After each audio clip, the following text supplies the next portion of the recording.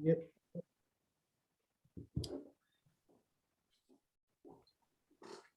Thank you very much and welcome to day 5 of hearing 14. That terrible acronym SESM, Sites of Significance to Maori, but welcome everyone.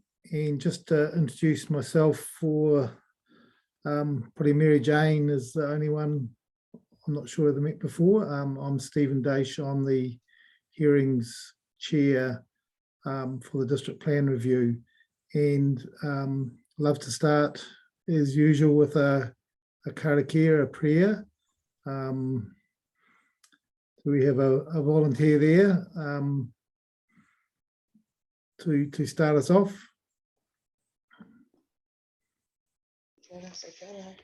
Tēnā koe e te matua. Whataia e koe ki te ia au? Ai. Tēnā koe, Sarah. Heoi anō, makutua e tuku atu ngā mihi nunui rawa atu kia koutou kua tai mai rā e tēnei mea wahanga. Kai konei Julie Healy hoki e noho ana I te taku taha. E whakātu mai I nui koutou. Nō reira, tēnā koutou. Antoine, tēnā anō hoki I te matua. Heoi anō kia koutou katoa. Purutia mai te tāhu o te rangi, kia tīnā, kia pēnā, kia toko tō manawa ora. Tīna toka te manawa ora ki pēr. Tīna toka te manawa ora ki rangi nui e tui honei ki papatua nuku e takoto nei. Ki tēnā o tātou te whānau. Nā whanaunga me nā piringa karanga maha, piti atu ki te hunga mā ui. Ki te hunga e tā mea ne te pauritanga te pō uritanga hoki. Ki tū wā te ai, o rātou tinana, o koutou tinana, ko ara e rongo whakaia a ke kirunga. Kia tīna, huie, tai ie. Kia ora mai tātou. Thank you very much. And Juan, perhaps introduce yourself and perhaps respond from us. Tēnā koe e te tiamana, a tutahi māku e mi ana kia koe rangi I te matai tatau hui I runga ngā kupu atua. Rara kei te mihi, kei te miti. O tira he mihi kawana kau koutou, ngā kararanga tanga pe waingunui a tatau. Kua taitine na mai ki tēnei o tatau wāhanga e purangi pia. Nō reira, he mihi kawana kia koutou. Kia pai tō noho I tō kāinga I tēnei wā. Hey, kia ora everybody. Antoine Coffin, just acknowledge Rangi starting us off this morning and acknowledge everyone who's joined us from their home, and hopefully your home internet is as good as mine is at the moment. That's fingers crossed there.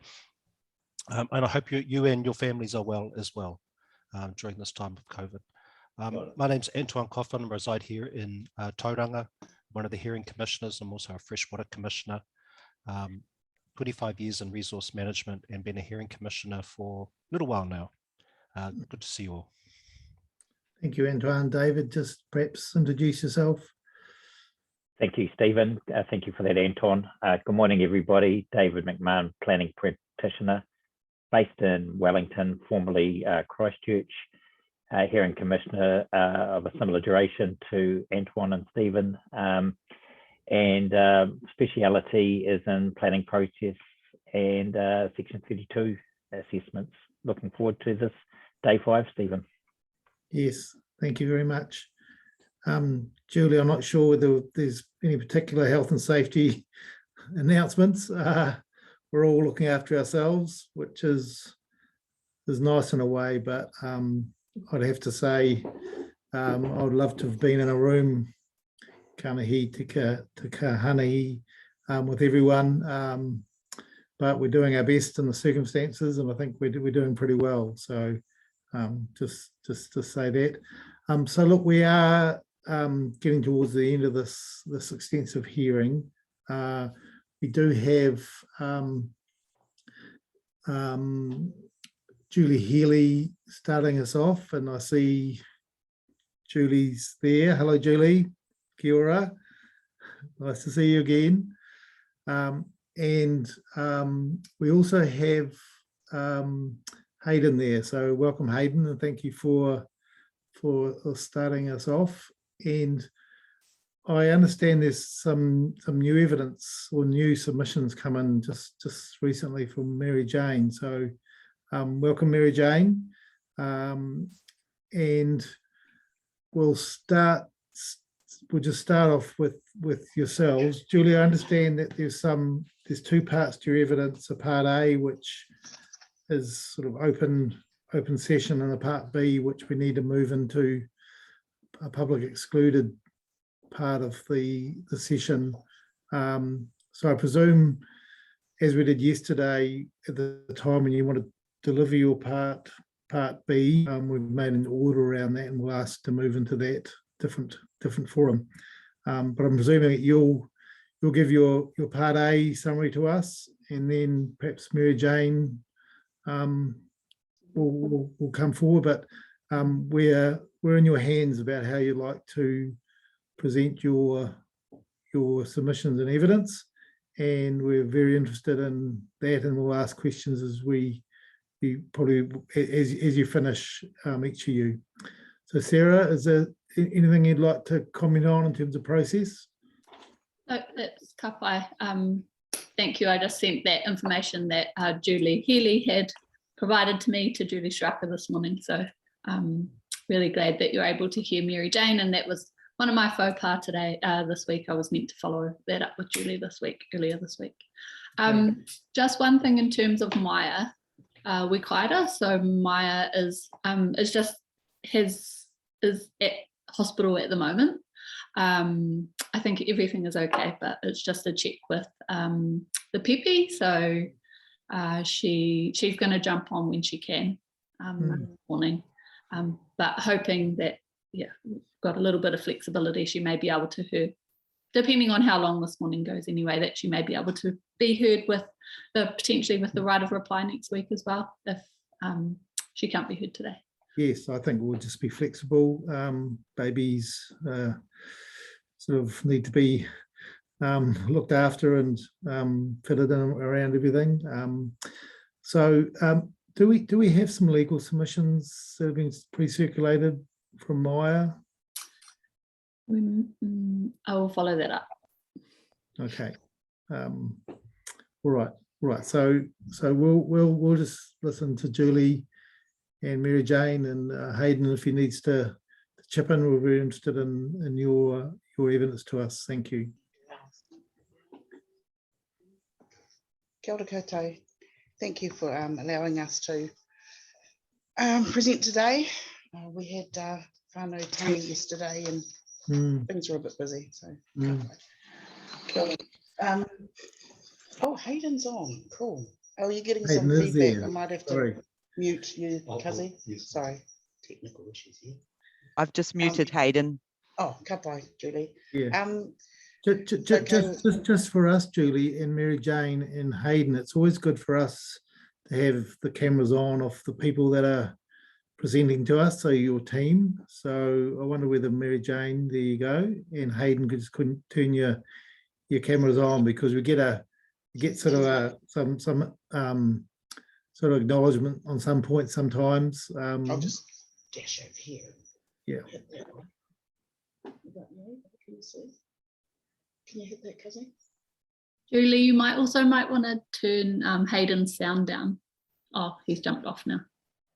Yeah, we're just trying to get his camera on. Yeah, we can see Hayden now, Julie. Okay. Yep. But he's unmuted. Okay, ka pai. Yep, all good. So if it's okay with you, Hayden would like to start with our the PPR. Sure. Ka pai. Tēnā anō hoki. Tātou.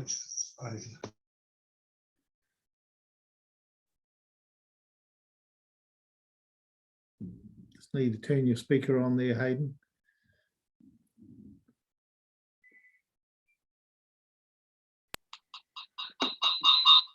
Ka pai. Feedback. Give me some feedback. Sorry. Yeah, are you in the same room as Julie? Yeah, Yes. might have to turn yours off, Kazi, and jump on this one. Oh, That's probably what's happening. Probably one of you perhaps needs to just have. Yeah. They're both on mute at the moment. Julie, when you were unmuted before, we could pick up Hayden's voice. So if you try unmuting Julie. Yeah, unmute. Yeah, and Hayden, if he speaks now. Hello? Yes. Perfect. Cool. Hmm. Okay. Oh, what have I done now? We can hear you. You are, Hayden. you're on there. We can hear you. Can Oh, see you. no reira. Ka aroha mai anō. I te mea mō tēnā he wā pauri I tēnei wiki kua pāhuri ake. Nā te matanga o aku whanaunga te tokorua o ngā tūnane, the whānau Cassidy, kua pāhuri ake. Ko tēnei te wā nihua ai ia te teina o ngā tūnane, te whānau awa Cassidy, kai ai I mate ai I nā nahi a, o tōna tūnane I mahi ai I te wā te rā tū o tēnei wiki kua hipa atu. Nō reira, I'm sorry again, we've been through some sad times this week with the death of two of our cousins, both within about 6 hours of each other on Tuesday night. One in New Plymouth here, he's come back from Australia, cousin Billy Cassidy, from the Cassidy whānau, very well known in the Plymouth area for their contribution to tikanga Maori and the education side of it and consultation side as well. They're very prominent in their sport and they hold a lot of mana in Ngā Motu. And it's just been a sad moment for all of us. And they're currently at the moment moving on their way up to Waikato, where the older brother is lying in state up there in Waikato. And we wish them all the best. And it was a sad event yesterday when we put our cousin down yesterday at Awanui Rangi, and it was heartfelt throughout. And to have them such an early quick burial up there and mihi, and they had to pack up and move up to Hamilton for today and burial. So excuse me for being a bit delayed and a bit huri haere and all that with my mahi. Yes. However, and Yes, besides that, I'm Hayden, not, could you just pass our regards from the panel on to the families? You know, we're certainly having a lot of contact with Ngāti Te Whiti and Julie. You know, we've met a number of times. So you know, our kind regards go to you all, the whānau, the hapu, and everyone. So just pass it on from us. That would be appreciated. okay. I will do. Thank you, Matua. He oi anō, e timata anō. Ko te pepeha o ngā tongi I roto I te rohe o Ngāti Te Whiti o ngā motu pēnei nā. Ko taranaki ki uta, ko ngā motu ki tai. Mai te manga a here kawe tai atu ki te mutu awa a Waiwakaio. Me hoki mai anō ki tēnei tōputu. Ki te tūranga waiwai o Ngāti Te Whiti, te ukai pō o te hapu e noho nei, kei te mihi. That is our pepeha and the boundary points of Ngā Motu here, of Ngāti Te Whiti. We are manua whenua of, in between that rohe, it lies from Taranaki ki Uta, Taranaki te Maunga, to the Takiwā ki Ngā Motu. And there's a stream line on the other side of Paritutu, down below there, and that's the Herekawe stream, which after that begins the Taranaki Iwi Nui, Tonu area. But coming back again, that was our southernmost point, where it finishes, Ngāti Te Whiti, and it goes all the way up to Waiwakaio Awa. And we come back into the, and that's our boundary area. From that inside there was Ngāti Te Whiti as well as Ngāti Tuparikino. And we are whanaunga in here, in this area. And New Plymouth is the heart of us, of where we are. So we are rich in history in within that area, and through history and I suppose the loss of our history and our lands and the stories and all that was more or less covered up by new settlement and coming up from 1840s onwards, where a lot of our history has been landscape as well, has been developed into new developments for new settlements. And with that,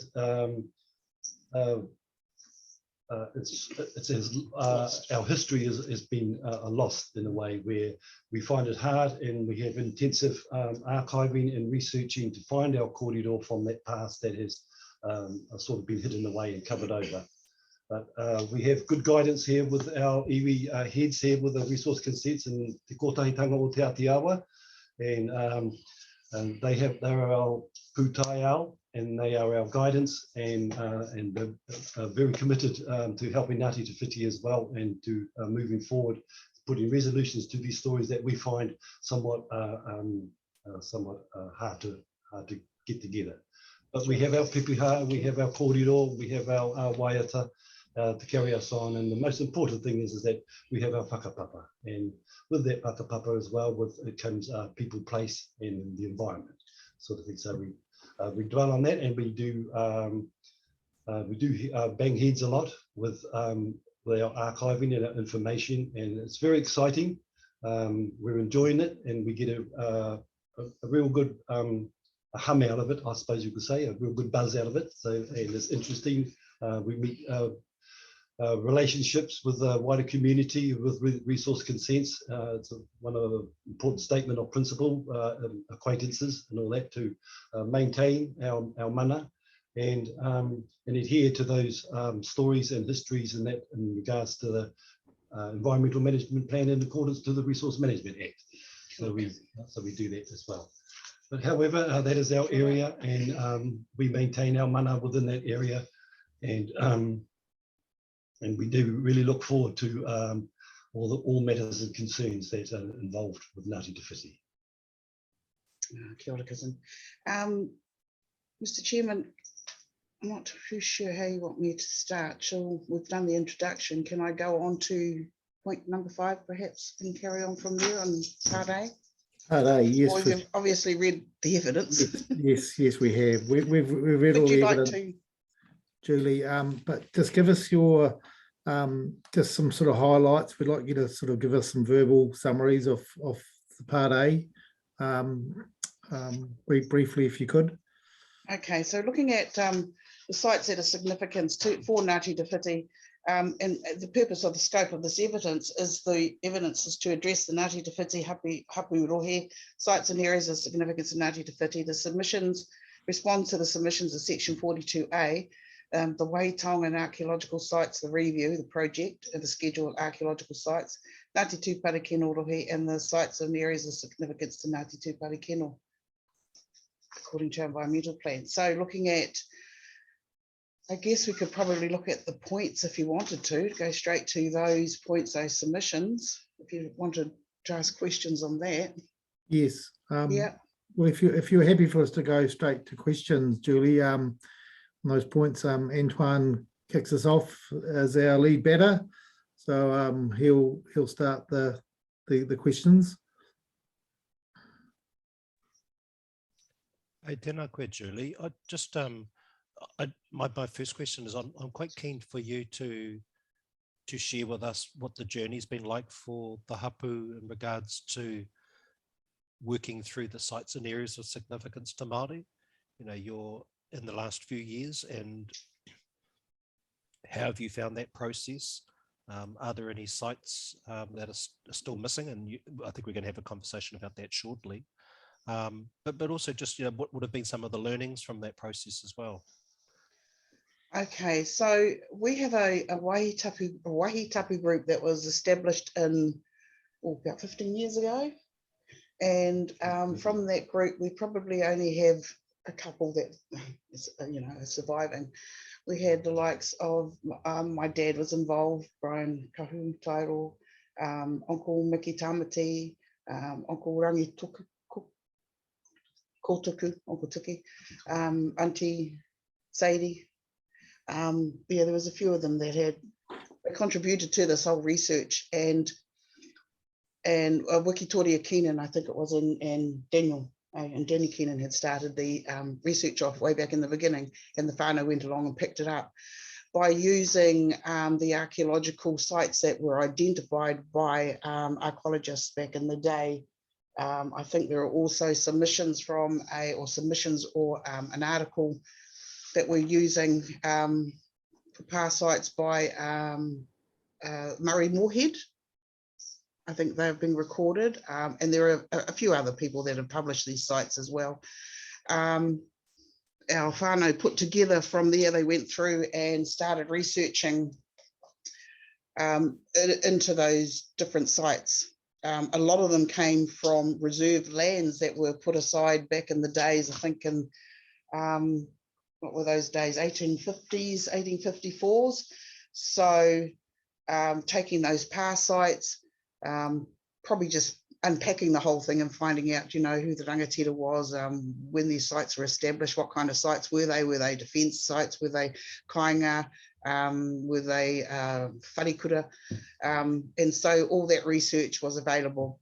We could, I don't know, Julie, were we able to share that map, Julie, on the reserves? Sorry. It's an the old map that came through. Yes, just one moment. Thank you. And from that map, in our researching, like doing, bringing us maybe forward to today, researching on our cultural impact assessments and value statements, we've been able to, with the help of the kaimahi from the Konehira kaimahi, and also the likes of Daniel McCurdy and Ivan Bruce, we were able to supply us with more evidence, you know, stories that are things that were written and published, like this map, for example. Can you see that on the screen? Not just yet. I'm just sorry. about there. No, that's all right. So yeah, so it's been a lot of the whānau working alongside the Konehira, the kaimahi from the Konehira, like Joe Ritchie and people probably before Joe. I don't know them all because I wasn't around at that time. I've only been here for the last 4 years, come home in the last 4 years. So that mahi is the hard yards have been done by the whānau and the people supporting them from the council group. There are still a lot of stories that we've had as children growing up. I still remember those stories, especially down the Hungi and the top here of the Crown Hill, you know, the Otakapa, the Pukeariki. We still have a lot of those stories, but there's still a lot of stuff that we're starting to uncover or discover through these old maps that we've been given, and that's helped our research a lot. That's probably starting to enrich the history of Ngāti Te Whiti in this area. Our footprints are, you know, a lot larger than we thought, because there are a lot of reserves that were taken for lands, and a lot of swapping of lands, I guess, or swapping of reserves, and we lost a few names through them, and I believe that we've been able to find a few more too. So they're all starting to come back. Even names of old streams, awa. Because New Plymouth's a lot of infill, you know, the water bodies of infill. So we've lost a lot of those tonga as well. Julie, can I just, with just sort of a question as you're talking, how important are the names of these places? Are they seem to me to be very, very important, that some of the original names and rediscovering names. Is that right? Well, they are important to Ngāti Te Whiti and especially into Tūpari Kino, because we're finding a lot more on this side, because they're also in the stories, and I think some of those stories you can find that are published by Percy Smith and Houston and other people. There are names that have come up that it's like, well, wow, where was that place? You know, the next thing we've come up against a map that's been given back to us, and there it is there. So the history is starting to unfold. We're able to pinpoint those geographically, locate those sites, which we could probably use in supporting of, you know, the evidence of the publications and some kōrero that we've heard. Thank you. I hope that makes sense. One example I guess we could probably use is Te Arakete, which is the submission point 146 1.1. In that, just recently, we were engaged by the owner wanting to remove this huge villa, pre-1900s, of course. And I think this villa was built in about early 1800s. Oh no, 1880 something. And just reading from the report that we were given, just a sentence, it was only a couple of words, and it says that this villa was built on an educational reserve. That's all it was. Well, this reserve is only a couple of meters away from this power site, Te Arakete, which I believe, or we believe, that this could be part of that power site. That reserve was taken, the educational reserve. So this is really part of the power site. Then also in the story, say from Percy Smith, I think it was Percy Smith on the Taranaki coastal walls there, the coming back of Taranaki from Te Rewa, and he actually goes through how the path that they took, the track they took. So it goes through Hawe, Kaimata, and then at the top of Te Arakete Pa, they decide then, Taranaki decide then to go down into the Huatoki Valley and maybe to attack Pukeariki, which was very unsuccessful. But the description in that story, it shows that landscape and that the layout of where those tupuna would have been. And I believe that that whole power site, which has been marked out there, is part of this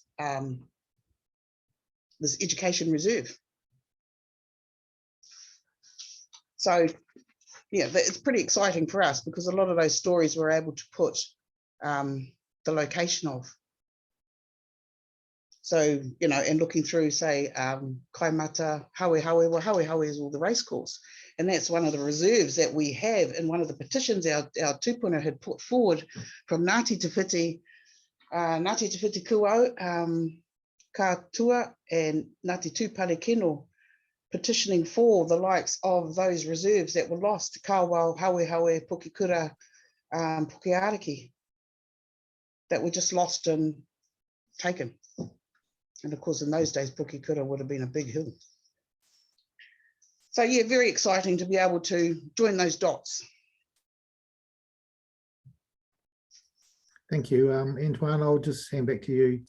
Yeah, so are you overall quite satisfied with that process that you've been through with the council particularly? Not really. I believe that there is a lot in their archives that we should have access to. You know, and I think they're obligated by legislation, I think, to be able to release that information to us. I've made that up, but I believe that we could get a bit more.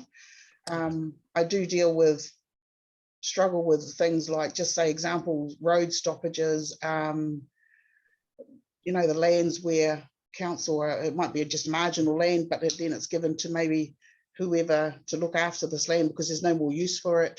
I do ask, well, who's the ownership of that land? There's nothing we can really do unless we approach the Crown, because these little margins of lands and these other whenua that's around would have been part of our reserves back in the day. And we've lost it all through legislation or rules made by the Crown in those times. So we can't really take that up with the council, but I believe that they do have a lot of information that you know we should have access to. My next question is about, in your recommendations, this is in your part A of your evidence, you're wanting the errors to be corrected. And am I right in identifying in your evidence, you actually have a number of sections where you actually specifically set out what some of those areas are? Is that what you're referring to? Yes, I'd probably like to look at, like I think it was just like some typo errors, perhaps, locations, like we've got Purako listed in there. I think our spelling might be wrong. I think we've also, yeah, Purako. So back in under section C, under the rohe, there's just, you know, those little things to be corrected. We call our tupuna Te Whiti Tuatahi, the first, not a Rongamai. Or Rongamai came from, yeah, so we call them Te Whiti Tuatahi. Those little things. Maybe I could amend my pepeha and add what Kazi Hayden just spoke about before. Yeah, just those bits and pieces there. My last question for this part is related to the mana whenua column that's included in the schedules. So there's in the schedules for the sites and areas of significance to Maori, there's a schedule, a column that has the name of the hapu who has the mana whenua or the interest in that particular site, which makes sense because a landowner will look at it and go, oh yes, that's the hapu I need to make contact with, so that makes sense. We've had some hapu want, and specifically we've had Ngāti Tāwhirikura who have wanted their name added to a number of sites that they've said they have connections to. They're not necessarily saying that they have the mana whenua of those sites, but they have interests, ancestral interests in those places, and they'd like to have a say in those sites. Did you have a view around that where you might have one or more hapu that identified in those columns? Yes, we do. Yeah, I've noticed that too. We've had, you know, we have a lot of overlapping boundary across with, especially Ngā Mahanga Tairi. We work alongside them with when it comes to looking after our whenua. Tāwhirikura are the same. I think in the day it only went as far as the river, but our whanaunga are starting to come more this way to the Te Nui. It's not for me to say, I guess.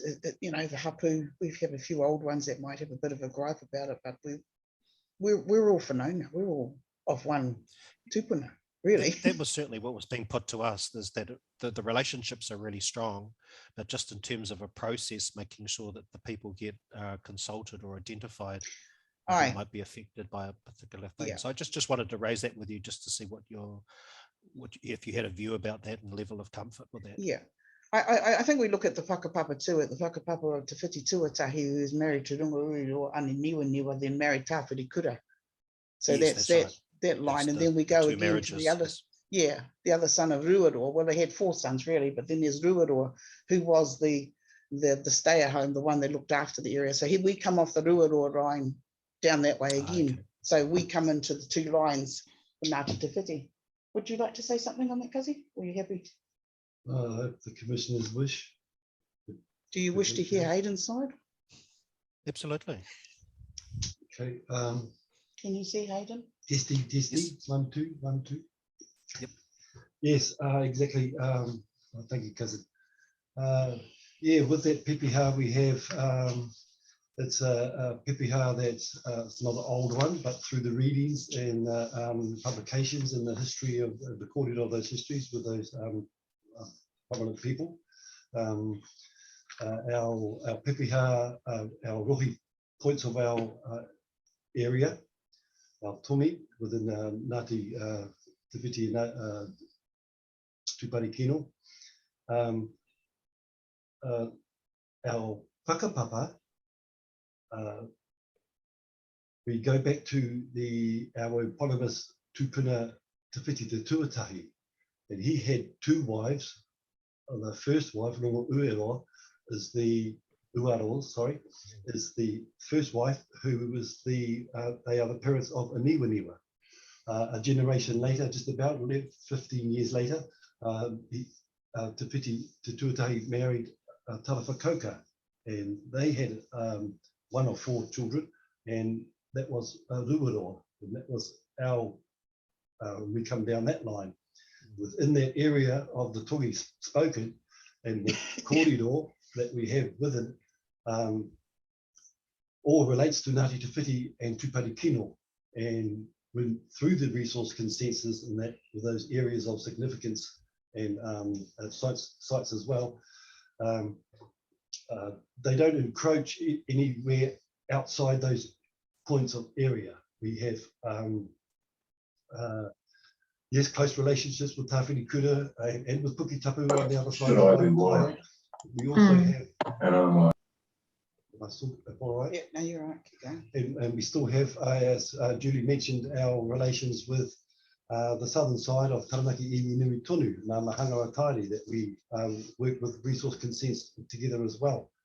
The history tells us way back before settlement came that the Taranaki Iwi actually Ngā Mahanga Tairi, and that went captured most of the area of Ngāti Te Whiti and Te Atiawa and right up up to Uranui somewhere. They had a waitara, even had a big claim in those days where, pakanga and that. And then Tāwhiri Kura as well. There was a kōrero about them, how they came here. And Niwa brought Tāwhiri Kura up here and they settled. They were given an area over there in the Puketapu area, and to, I suppose, recharge up again after their travels and their hard times. And if they wish, they can recharge up, have a place to stay here, and if they wanted to, they could move on. A lot of them had stayed, married in to the people, and then we get this little, as far as down here to Paritutu, where Tāwhiri Kura also have a stake in the say of that area down there. Through some readings as well too, Tāwhiri Kura have mata the rangatira Neha Kipa. He was a conscript for our grandfather, Noho Tupuhi Healy, who couldn't write, and did a lot of conscripting and all that for claims that were going in because our koro couldn't write. So, and they were living here as well too in those days. Even when 1830 with the pakanga, with the Te Amigo Whiwhiu came down, a lot of Te Atiawa people moved down south. 10 years later in 1830, when Waikato and Ngāpuhi came down to Whenawhānau and Pukerangi Ora, which is well recited, and it forced a lot of the people down into our area here down here in Mikotai.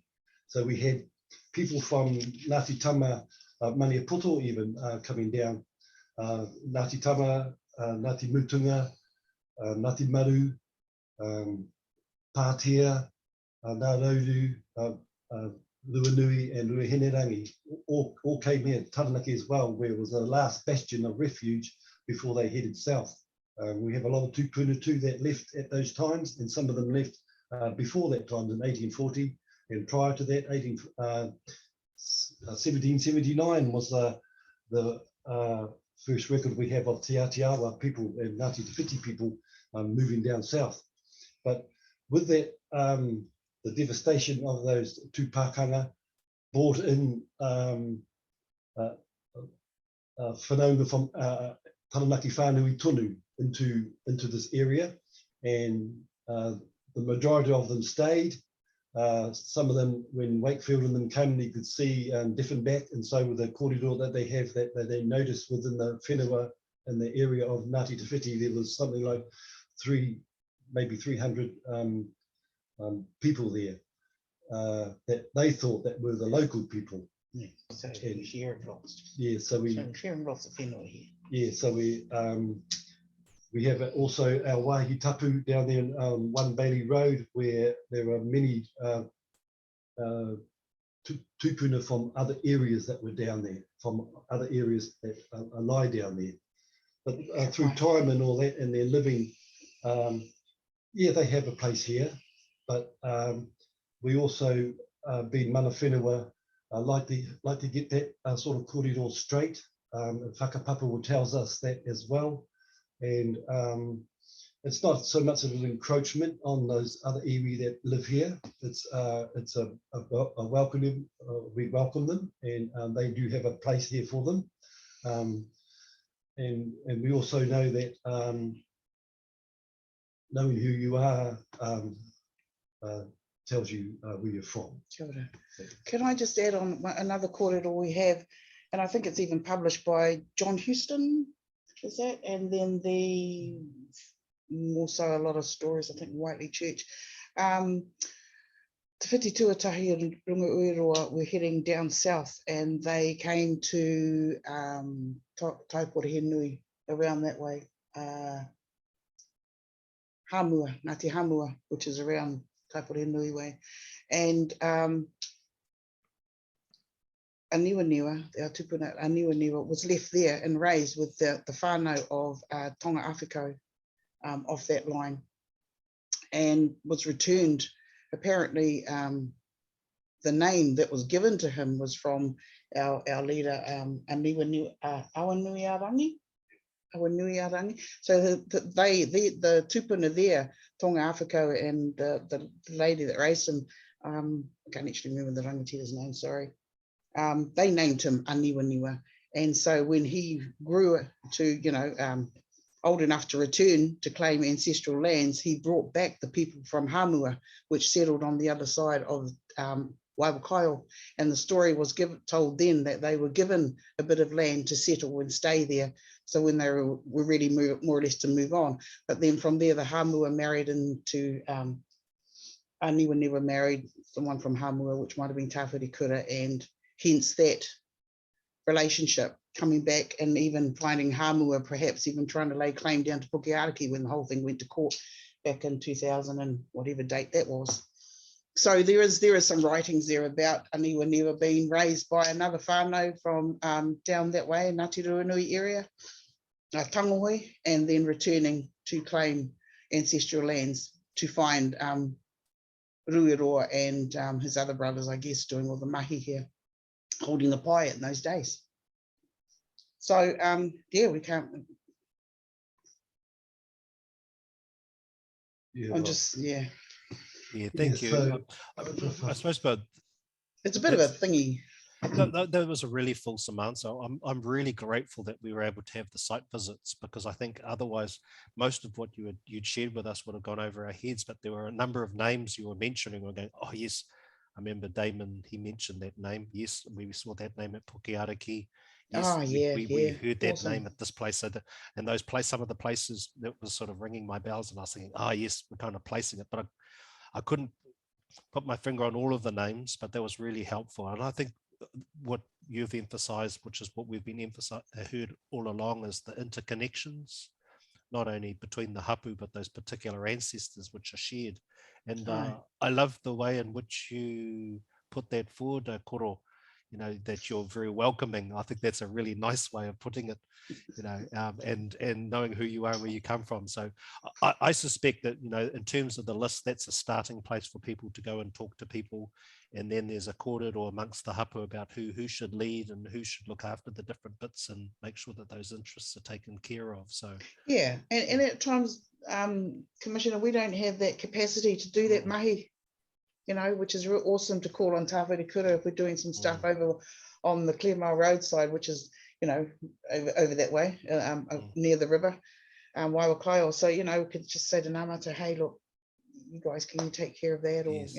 And that's the way it should be. We Yes, just don't have right. capacity, like, it's busy. Yeah. No, and I busy. really appreciate it. Thank you very much for that fulsome answer. And that was my last question in that regard. Thank you. Kia ora. Thank you, David.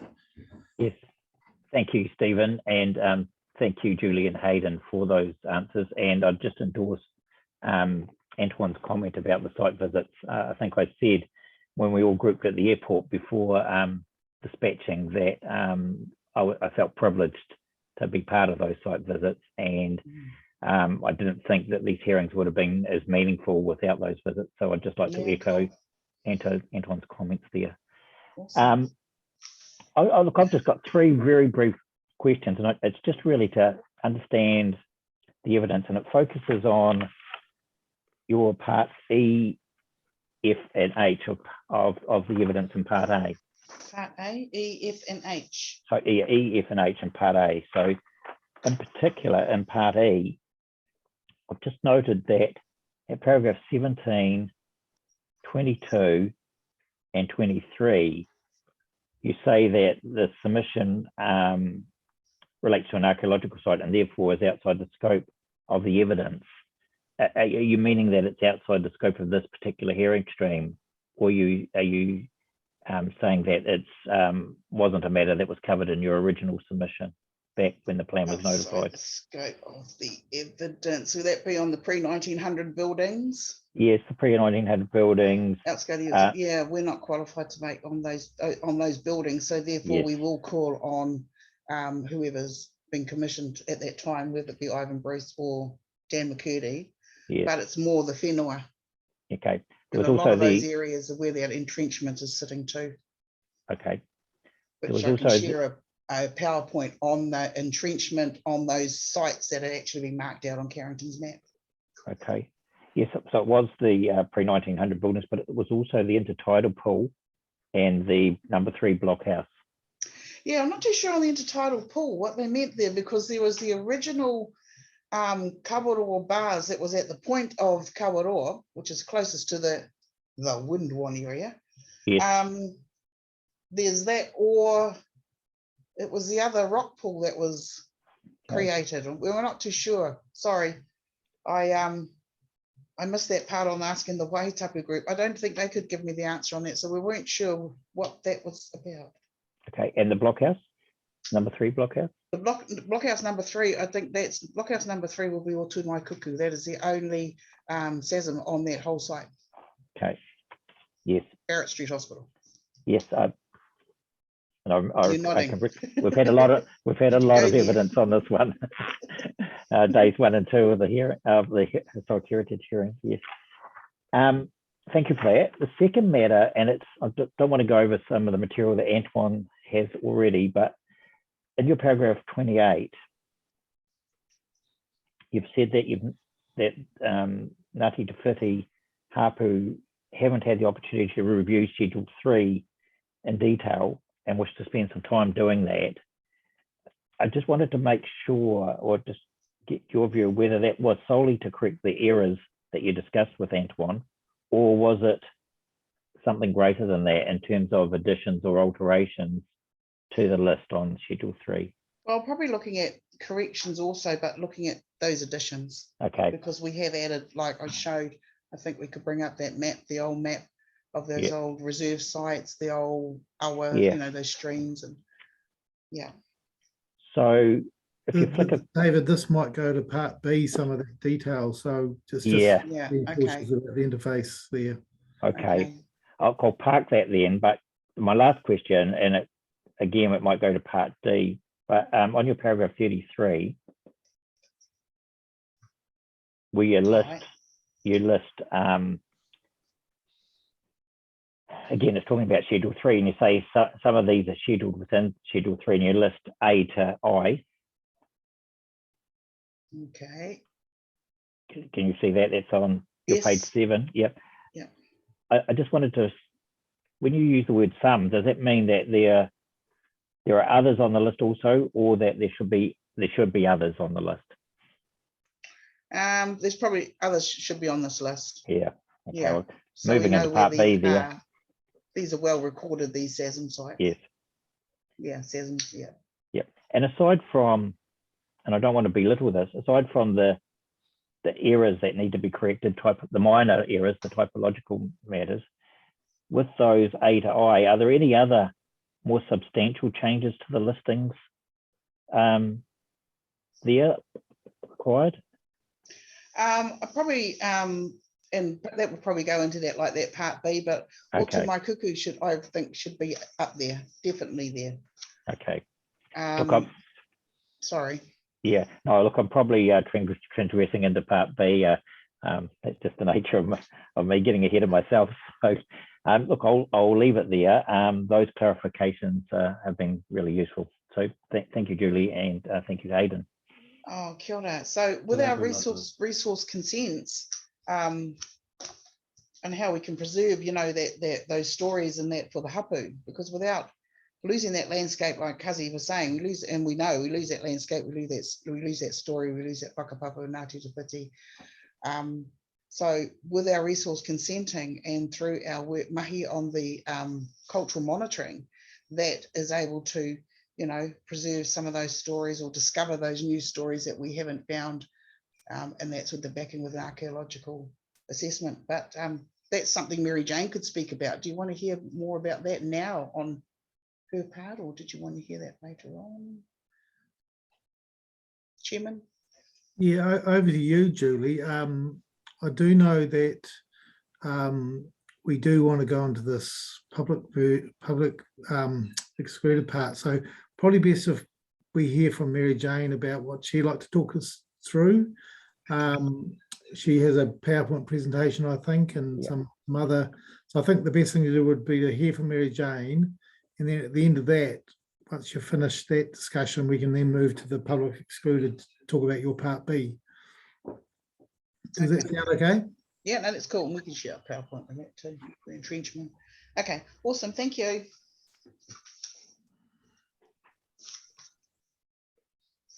Puki hino, is that part A? Oh, sorry. Could I just bring that back on part A, Puki hino? Thanks for reminding me, cousin. We have kōrero about that. It's the power site that sits next to Devon Intermediate School. So there's a hill split in two. St. Alban Street runs right through it. Puki hino was a power site from Rangatira.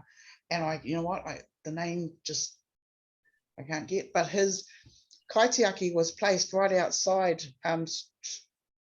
in line with his pa out to, what's the name, Tarawhata, the reef out there, which is on the New Plymouth side of the Lee breakwater. So I think we're looking at, I think Daniel McCurdy was asking if we could perhaps remove it from the schedule, but I'd like to do a bit more research on that. We do have the story, but I just couldn't track it down. I couldn't track the tupuna's name down, sorry. That was one of them that we could have added to David's question, sorry.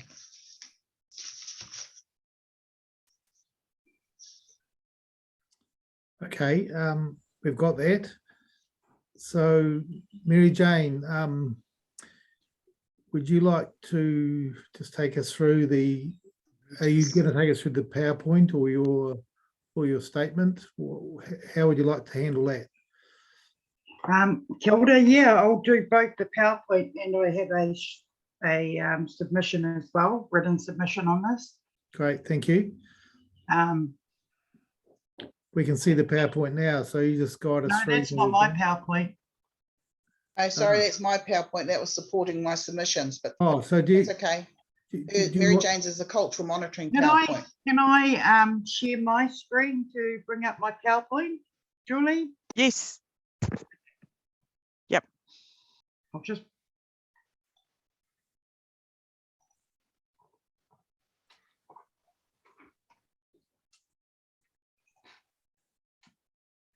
Can everyone see this? Yep, we've got that.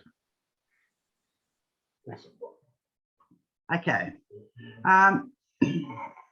So just a mihi out to everyone, to our Tiamana commissioners, MPDC, Ngāti Rāhere, Ngāti Mutunga, me e te atu hapu, me te kotahitanga hoki. Kia ora mai tātou, ko te mea tuatahi, karoria ki te atua ki runga rawa. Glory to God on high. Mai ngā runga ki runga ki te whenua, peace on earth, whakaaro pai ki ngā tangata katoa, goodwill to all mankind, aha ko kōwai, no matter who you are, aha ko nōpea, no matter from where you come from. Whai ko Mary J. Waru tāku ingoa, he uri o Te Atiawa Nui tonu, Taranaki, Ngāpuhi, me Ngāti Kuri. I'm speaking on behalf of Ngāti Te Piti Hapu in regards to the kaupapa of cultural monitoring. I present to you my PowerPoint that enables you all to follow me in my explanation and to follow my submission. So, the $64,000 question, what is cultural monitoring? So when I considered the whole aspect of cultural monitoring, it's really going back. We all have to step back. And as Maori, as iwi, as hapu, we are the kaitiaki for our whenua moana. We are the guardians. So we have inherent responsibilities to look after our whenua moana, to treasure our taonga i te tuku iho, to maintain mana whenua for our uri, and also to uphold our values and our principles. For us as kaitiaki, We must do everything we can do to fulfill our responsibilities. If we do nothing, then what future do our uri have? What legacy are we leaving behind for them? What kind of leadership are we showing? Iwi and hapu need to be proactively responsive to any third party wanting to destroy or modify our whenua. Anything less is unacceptable.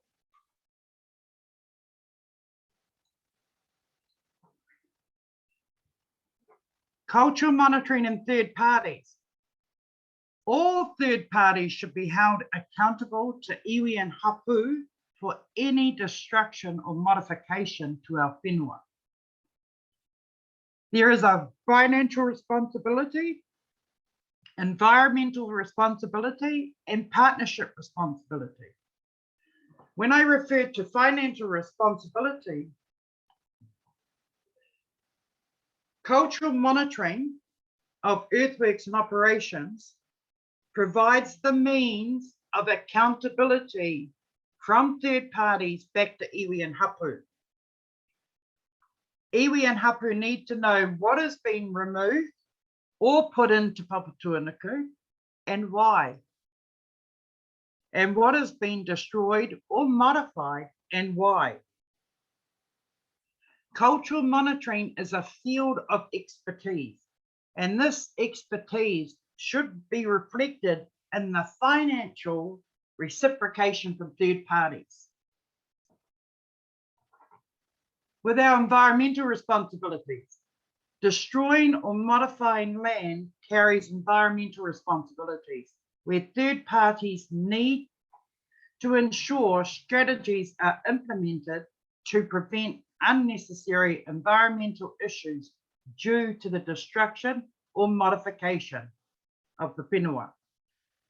Reinstatement of the whenua to its original state is the optimum. However, in reality, in particular in New Plymouth, doing as much as possible to prevent unnecessary environmental issues would be the most likely outcome. Partnership responsibility. This involves the third parties bringing to the table in the early stages of any project design, bringing to the table iwi and hapu. Iwi and hapu can no longer be an afterthought, or in some cases, no thought at all. Iwi and hapu are more than just stakeholders. Iwi and hapu have the mana whenua over the lands, and with this carries the concept of consultation and negotiation. Iwi and hapu need to be acknowledged and genuinely engaged in consultation and negotiations of any earthworks or excavation operation.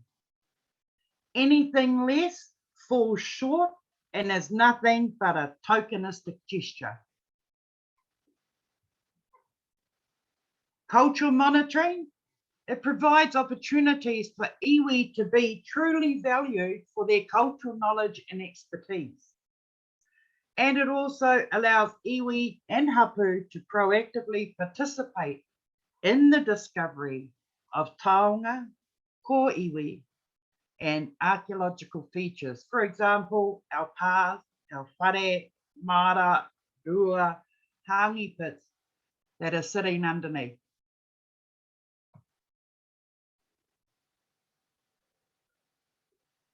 For iwi and Māori in any of these operations, the first eyes to sight any of the taonga, ko iwi, or archaeological features should be iwi and hapu.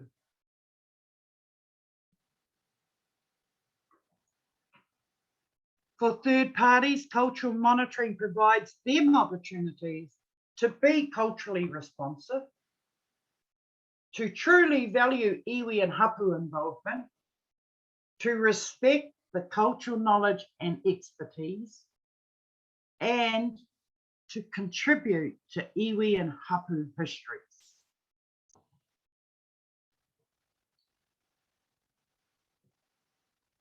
For us, our cultural monitors, they are the eyes and the ears for iwi and hapu during earthworks and excavations on our whenua.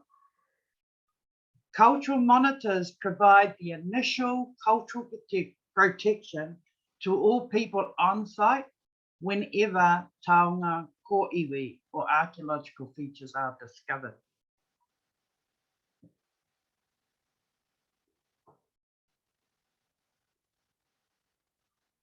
Now, gone are the days where cultural monitors were looked at as being people that would just drive to a site, sit in their car, read the newspaper, and do nothing. That was over 35 plus years ago. And that was at a time that our people didn't understand or were not told what our role was. In many cases, some of these sites that we worked on required cultural monitors. However, these cultural monitors had to monitor the earthworks and excavations on the other side of the fence. The distance between the excavations and earthworks and the monitor didn't allow for proper cultural monitoring. Today, there's changes. We are now right there. We are right there with the diggers, the operators, the site, and we are monitoring how we should be monitoring.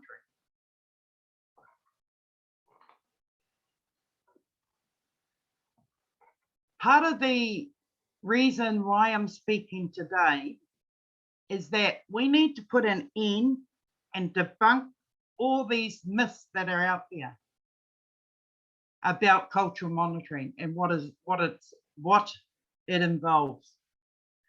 Iwi and hapu have got to a stage of developing sound, professional, cultural monitoring protocols and strategies that debunk all the myths or suggestions that cultural monitoring is a waste of time. For too long, iwi and hapu have been undermined and undervalued, even from some of our own people.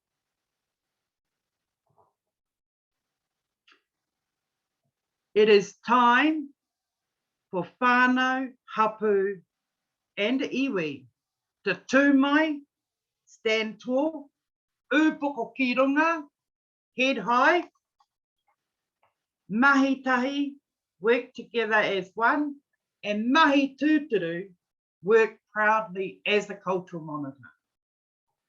Our people need the cultural monitors. Our future uri need our cultural monitors, and all those third parties, including MBDC, need our cultural monitors. To all our whānau out there, negating the value and the work of cultural monitoring, I, Mary J. Waru, on behalf of Ngāti Te Whiti, invite all of you to come and attend my cultural monitoring courses so that you may be enlightened and brought up into this decade of where iwi and hapu sit with cultural monitoring. It is a necessity, and it should always be a requirement whenever there is modification to our whenua or our moana. It is my submission today that cultural monitoring is crucial for iwi and hapu being able to look after our whenua and our moana, treasure our taonga I tuku iho, maintain the mana whenua for our uri, and uphold the values and principles moake tonu atu. As kaitiaki, we cannot accept anything less. thank you for your time. Rira rere, hau, hai mārere.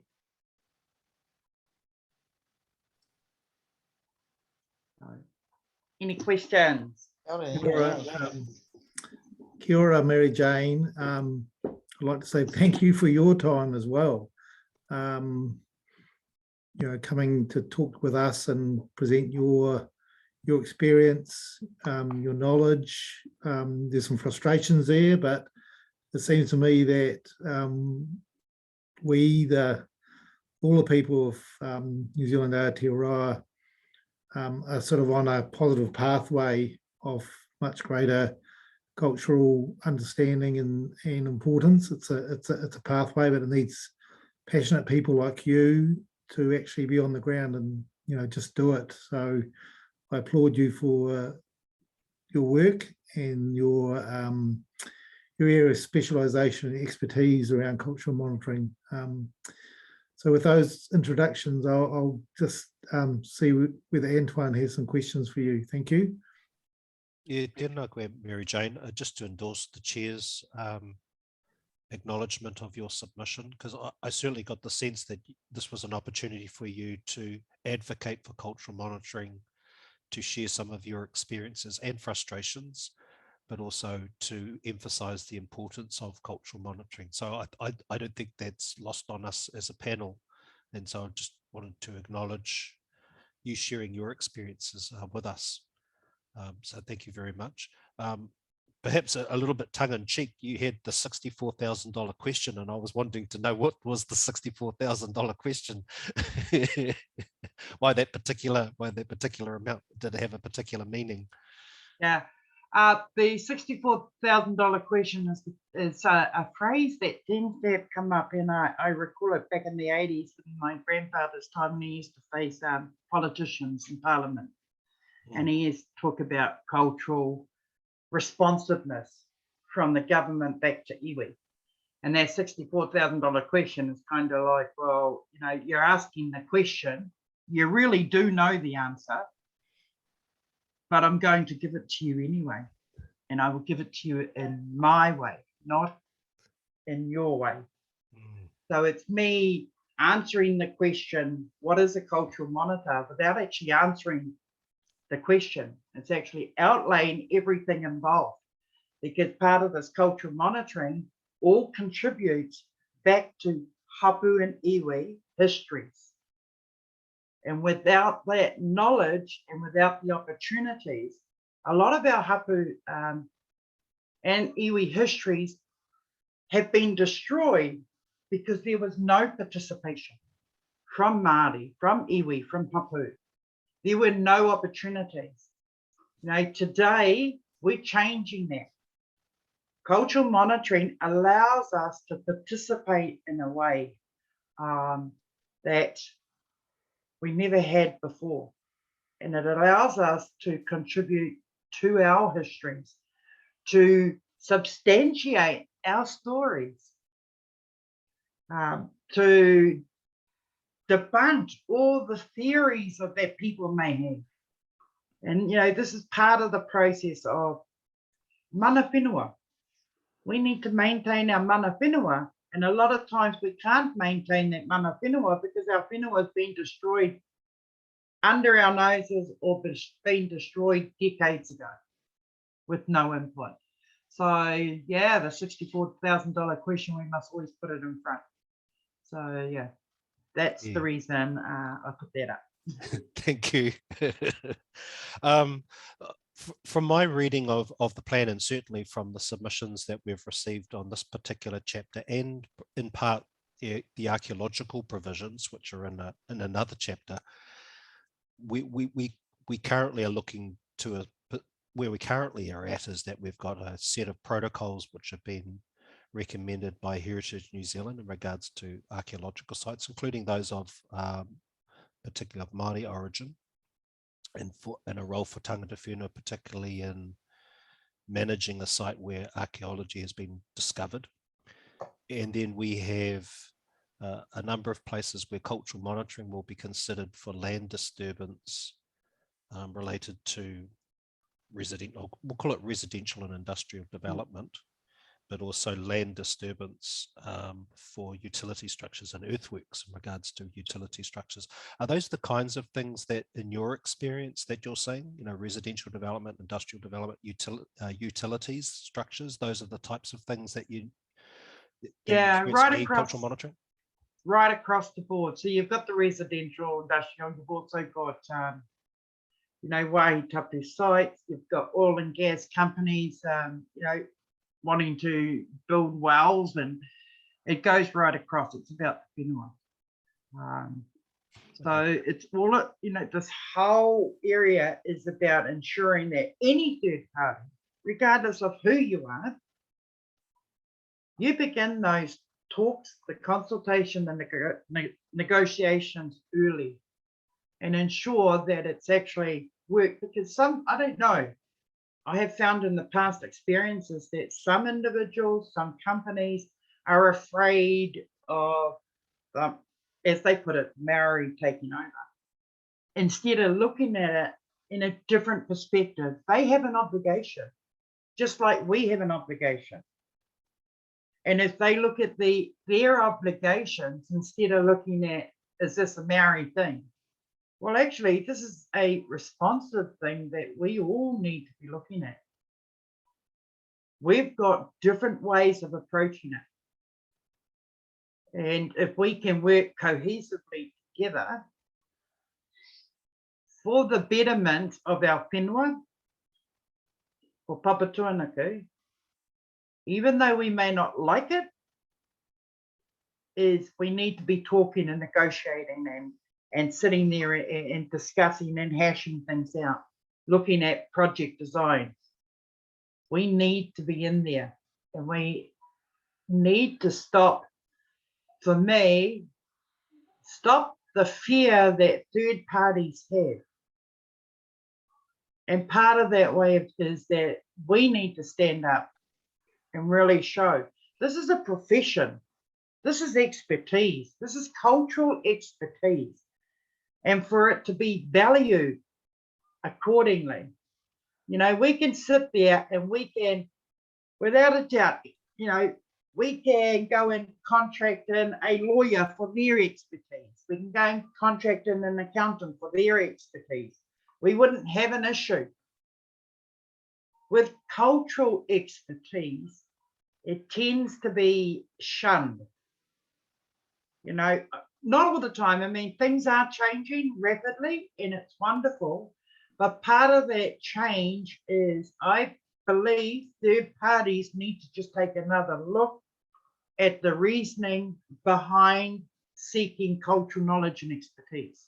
When you take it from a perspective of, you have a financial responsibility, you have an environmental responsibility, and you have a partnership responsibility. We're not forcing you to the table. We should be walking with you to the table.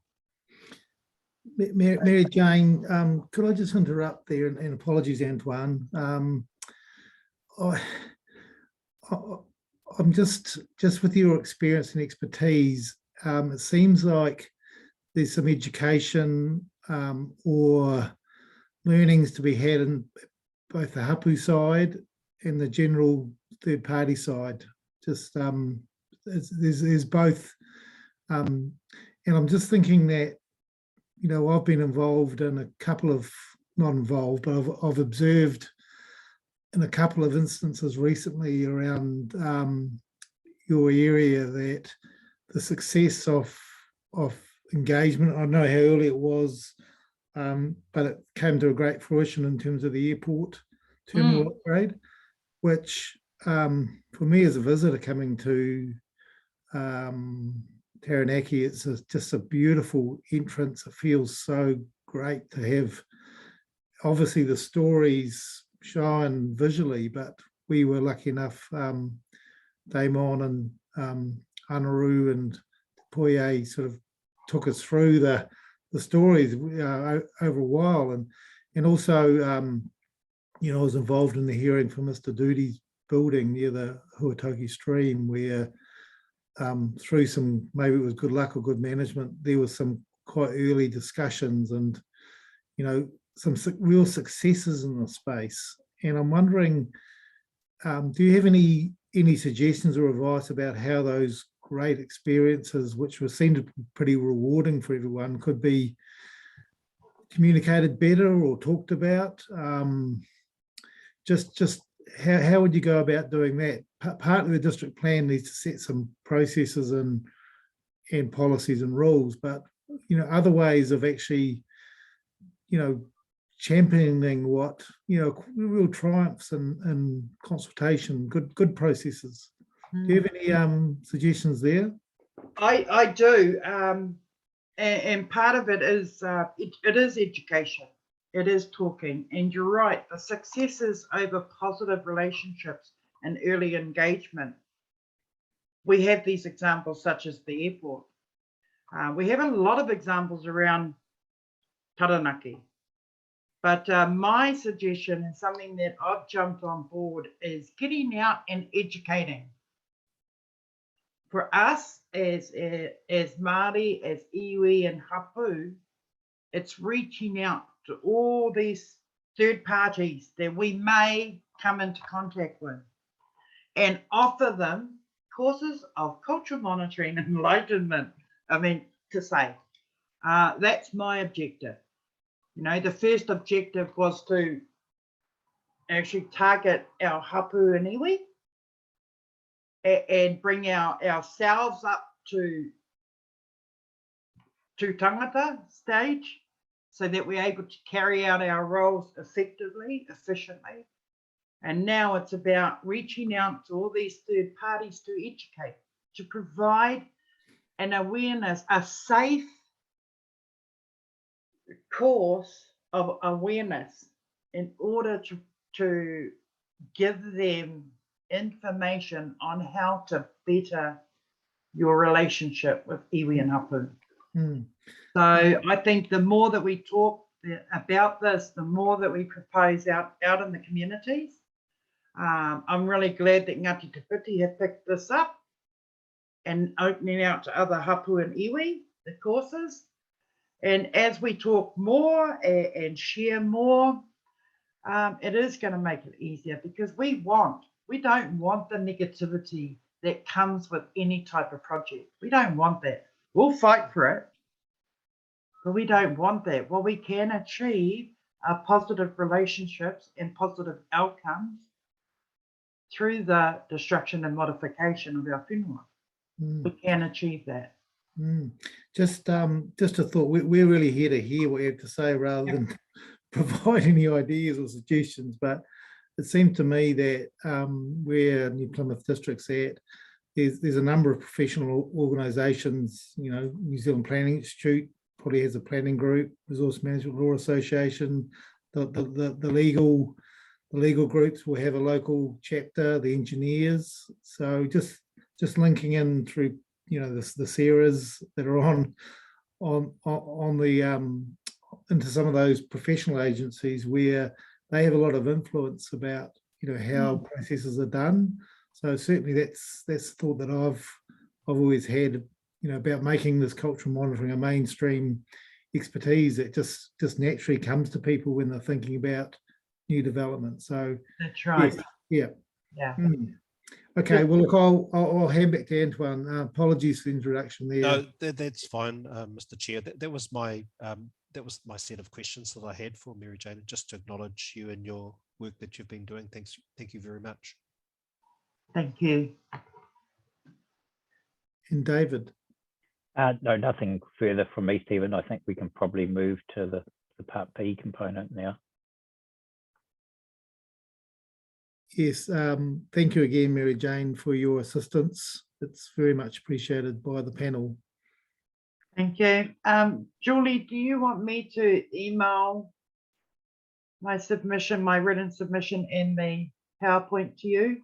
Yeah, I have your written submission, but the PowerPoint, yes, please. Okay. I shall do that. Okay, so we're moving into a public excluded part under an order that the commissioners have made to hear some evidence just with the panel and the reporting officer, the council involved.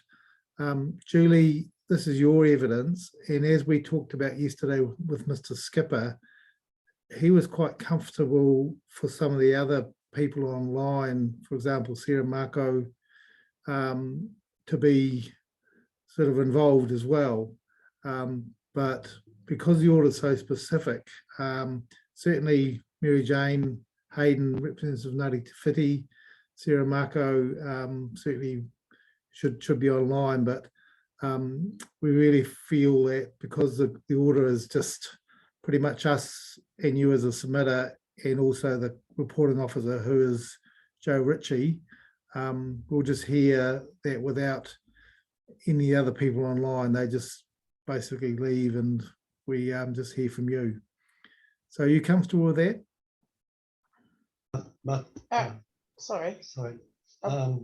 Before we do that, Matua, may I sort of finish off with just to give a little bit more weight to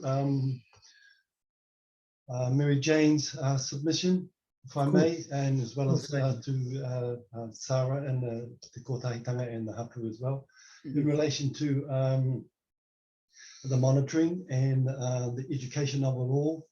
They have the kotahitanga o Te Atiawa have a iwi environmental management plan, and that was enacted in 2019. Within that document, a living legal document, which makes it that, they have a section in there where it's named Tai Whenua, Tai Tangata, Tai Ao. It's their plan, and it's empowering and sustaining our connection to people, place and environment. It's a sort of an illustration of the connectedness to the principles of spirituality and the physical. As well, it has the interconnectedness with Maori, Pakapapa, Kaitiakitanga, and Rangatiratanga, the guiding principles within this environmental management plan. It's a vision, as is illustrated. There's an illustration there where it's a great help that it brings these interconnections and these principles all together as one. There's within the Maori, the life principle of it all. And one of them has, in relation to the Maori, and they have the Maori of the whānau, which is the economic well-being of the family. They have the Maori of the community, which is the economic well-being of the social. So that they have the Maori of the hapu, the cultural well-being, and the Maori of the ecosystem, the environmental. In there is in accordance with the Resource Management Act as well. And a major one that we deal with resource consents is Section 6, Section 6E especially, where it states that development of government, district, regional councils, or who wanted in consenting authorities, if there was a development within your rohe, within your iwi, within the hapu, sorry, as well, then they have a process in there that they have a dual notification where whatever activity is needed to be put in there, the iwi and the hapu are notified first, and then starts the consultation and the engagement into whatever that development may be. But they all work in with accordance that once that is determined, then that Section 6E comes in on a matter of national importance for the whenua and all that. And a good way with working with that Maori and the interconnections, a good understanding in the education of our people, to the socially and culturally, and to the environment as well. It's quite an, it's not an easy section of it, but it certainly is empowers our people to look into those parts of legislation where those acts are provided to us, those provisions are provided to us, so that it helps us easier to understand that $1 million question, I suppose, and that of that $64,000 question. Yes, and it's available there for everybody, especially for hapu and all those government departments involved. That dealing with whenua is, yes, it's first and foremost, but understanding those intricate interconnections on how it encompasses everybody with the environment and the economy and the social and cultural aspects of it all. And as well as the Environmental Management Plan and the Resource Management Act working together. Is that part of that interconnections and that where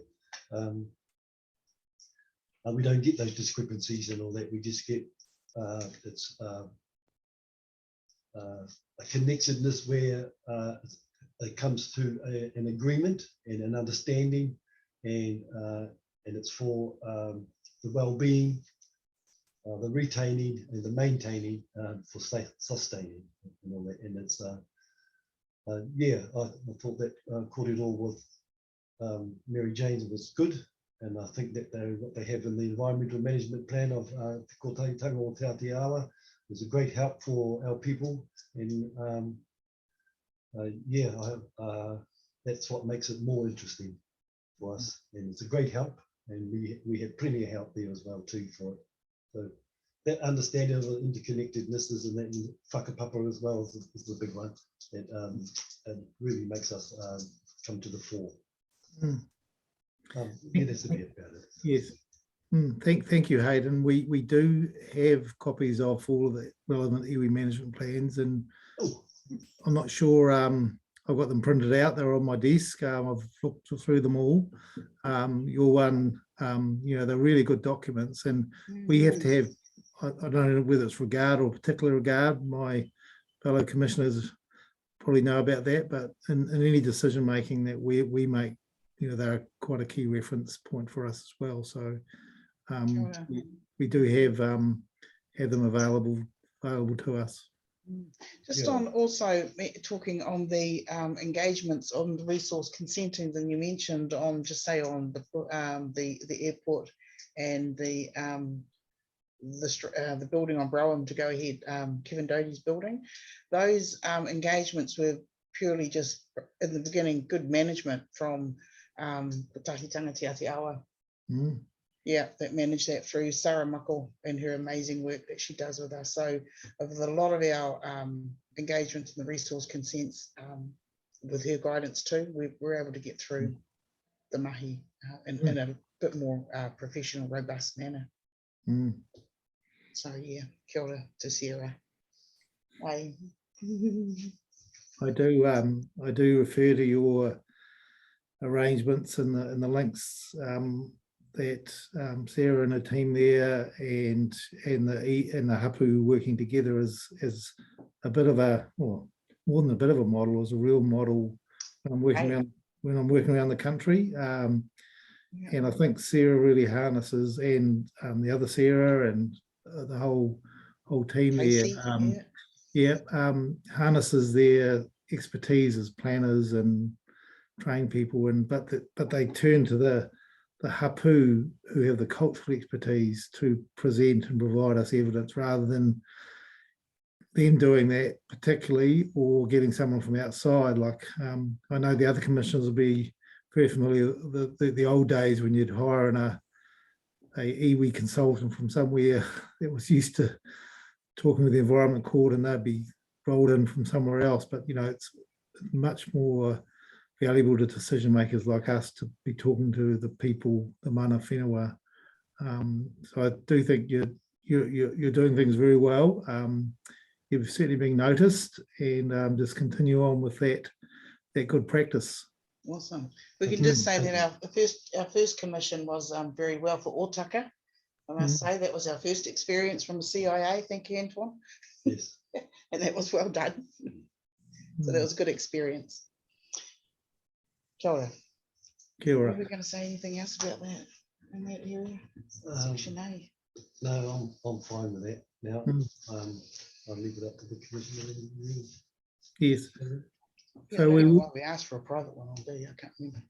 Yeah, Sarah Marco, that this was one where certainly we've been asked, we made an order around this part B, just to hear it more privately. I do recall maybe some dialogue that might not be necessary for this part B, but can you just remind us if there was any issues there? Are you listening in, Sarah?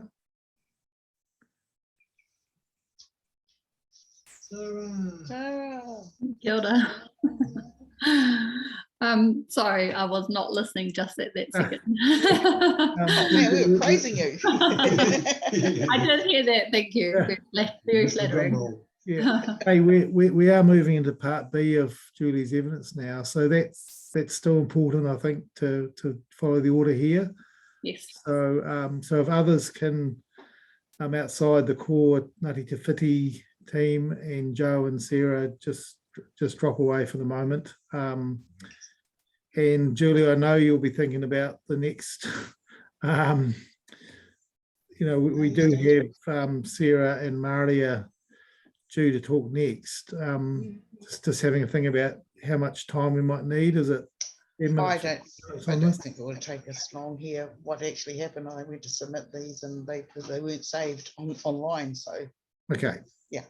Well, then on that basis, if people that are dropping off, if you could please come back at 12:15 and just check back in. We hopefully will be through this part. So what I can do, Commissioner, is put people into what's called the waiting room. Okay. Until I admit them back in. So if you're happy for me to do it that way. Yep, as long as it's not the naughty boys room. So no naughty step involved. No. All right, good. Sorry, Julie, will we the PowerPoint that I sent through, can we just save that as part of the evidence submitted too? Is that okay? For the open session of the meeting? Yeah, the open part in part A. You're happy with that, Commissioner Dash? Or would you like to see it in open meeting and then save it? Look, I think, Julie, you're happy for that to be made public, your PowerPoint? Yes, actually, because there was, no, actually, I have to go back on the other one because I'm going to have to make a correction to hearing 5 in that. Okay. On that submission, which was on the, you asked about the map on our Port CIA where the names of the Tairerua and Motukuku and Paparoa, those where they would be located on the map, and I couldn't actually give you that correctly because I honestly didn't know the kōrero of that. I had kept that, but anyhow, it was submitted with our evidence. So I did find out that the Tairerua is was the rock that stood next to Paritutu. It stood something like 40 meters tall. And the other one was Paparoa, and that was at 44 meters, and they were both quarried at the time of the building of the breakwater, which happened back in 1881, which I found really interesting because at that time I think Parihaka was being besieged. So a lot of the other work too existed as carrying through from 1950s. But those rocks were quarried out, and I think there's still a piece that stands here, that part of that fishing rock is still standing there next to Paritutu. So that was in my submission on one of those PowerPoints. That was all, just correcting that. So would you like to correct that and then get an updated version to Julie, or are you happy for the one that you've got? Just to the reason is that we'd like to put that evidence and information on the hearing website. Well, that would be, yes, and that could come out in part. I actually do have that. Oh no, I don't have that in part B. Did we write that in? It's on the table in part B. Yes, it is. Okay. That's okay. Yeah, well, if you're happy for that whole PowerPoint to go up on the hearing record, that would be good. Okay, yeah. And if Julie's got that, do you have that, Julie? Yes. Okay, that's great. Thanks for clarifying that. Maybe with that discussion, we'll ask people to come back. Maybe, well, you'll bring the people in the waiting room back in when we're finished, Julie. Yeah. Okay. Thank you. Oh, there's been lots of people here. There's lots of people. So, no, Kazi, you can stay. because you are whānau and you can stay. You don't have I thought they were just going to do it with you. No, Hayden, you're welcome to stay. Commissioner Date, I was just going to say Maya's just jumped on, so also just wanted to check Julie and Hayden if you were happy for Maya to stay on for your part B. Right, Please do. please, yeah. You're Maya, how are you? Where is she? Yeah. Just frozen there, I think. You're Yes, can you hear me now? Kia ora. Kia ora. all right, Julie. So if you could just take us through your part B, anything to highlight, and then we'll go to questions.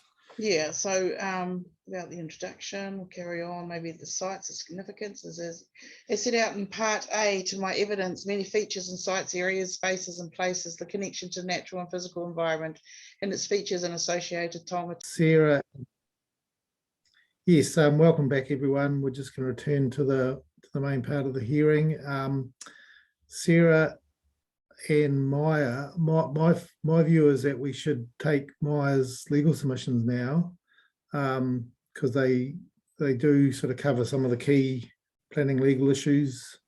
Is that your preference, or how would you like to go forward? In your hands, sir. Tēnā koutou katoa ngā me mō te pai o tira kaitau e whakarongo ana I tēnei wānanga a hiko nei.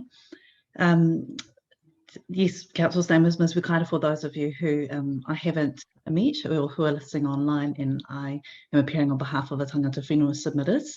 I've had the pleasure of meeting the panel in previous hearings, which is why I leaped in to say in your hands, sir, and get into the conversational part of the discussion, but must of course introduce myself.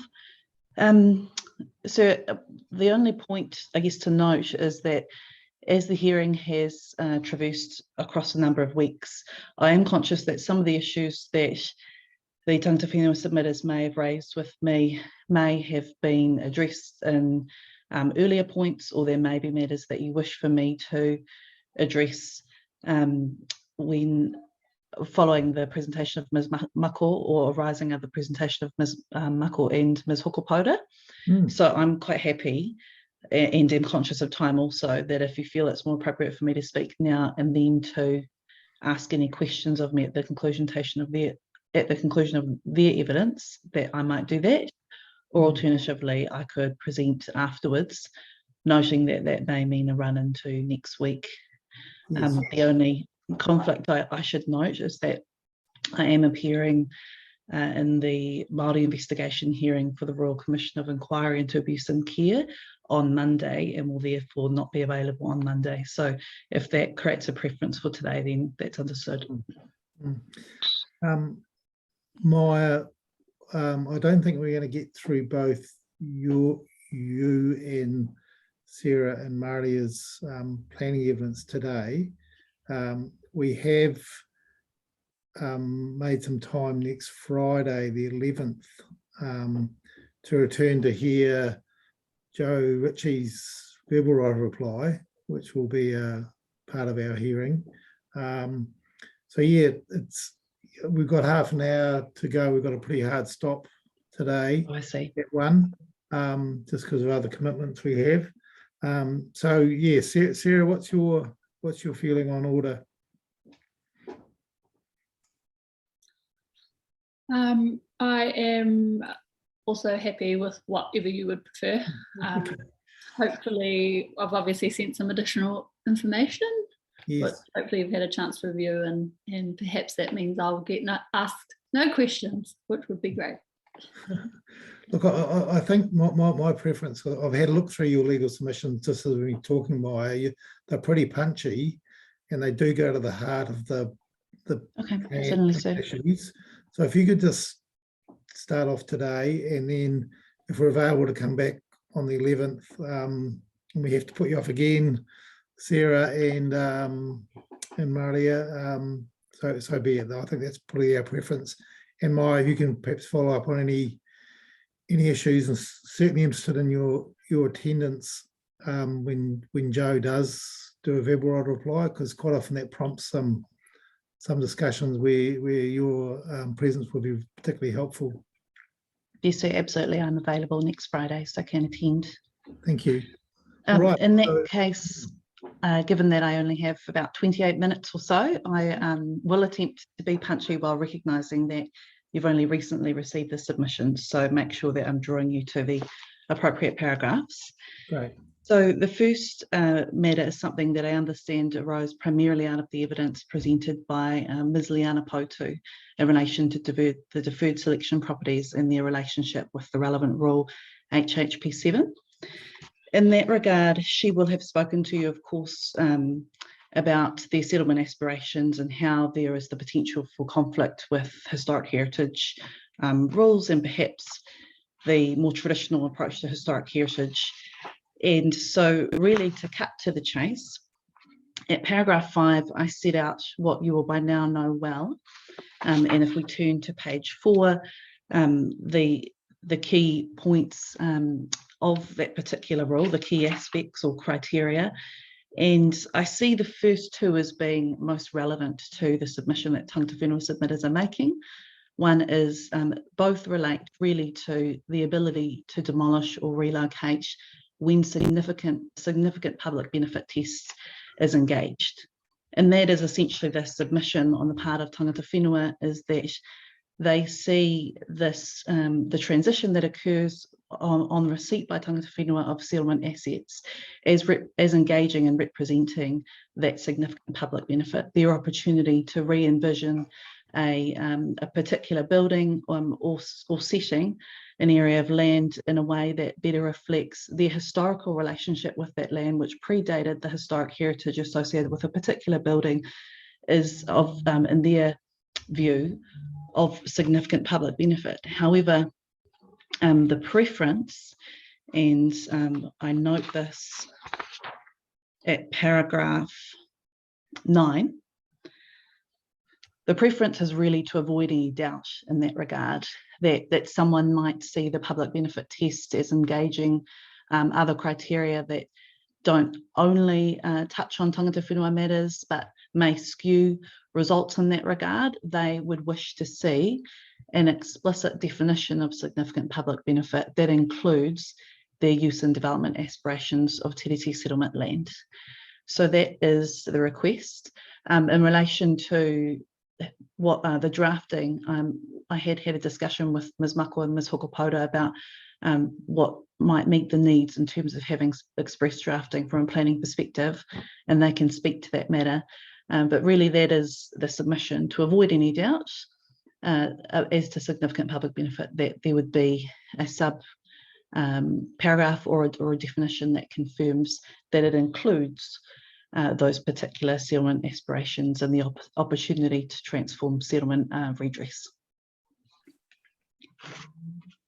David, did you want to just chip in there? Yeah, if you wouldn't mind. Just 2 things on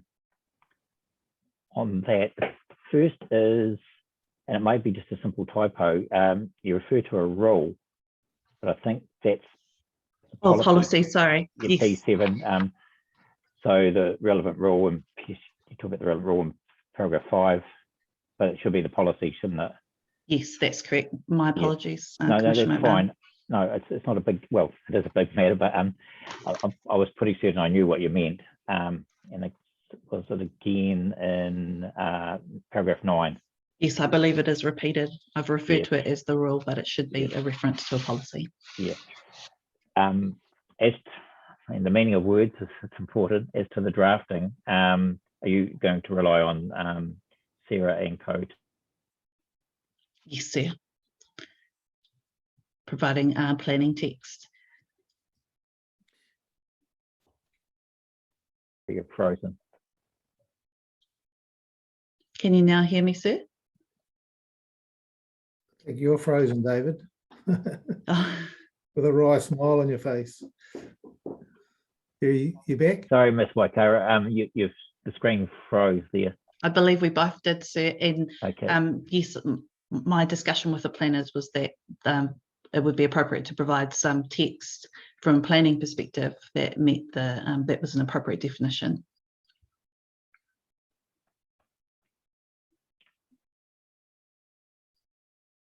I'm not hearing anything, Stephen.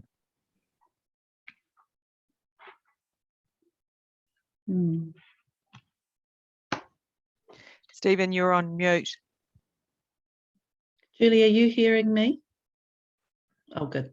So, sorry, David and Maori and you have both frozen over the last couple of minutes while that dialogue's been going on. Maori is clear to me, and so are you. So perhaps we just pick that up again. So I think, just cutting to the chase, I think what I took from your answer, Maya, was that you're going to rely on Sarah and Co to provide the wording. Yes, that's correct. Yeah, that's good.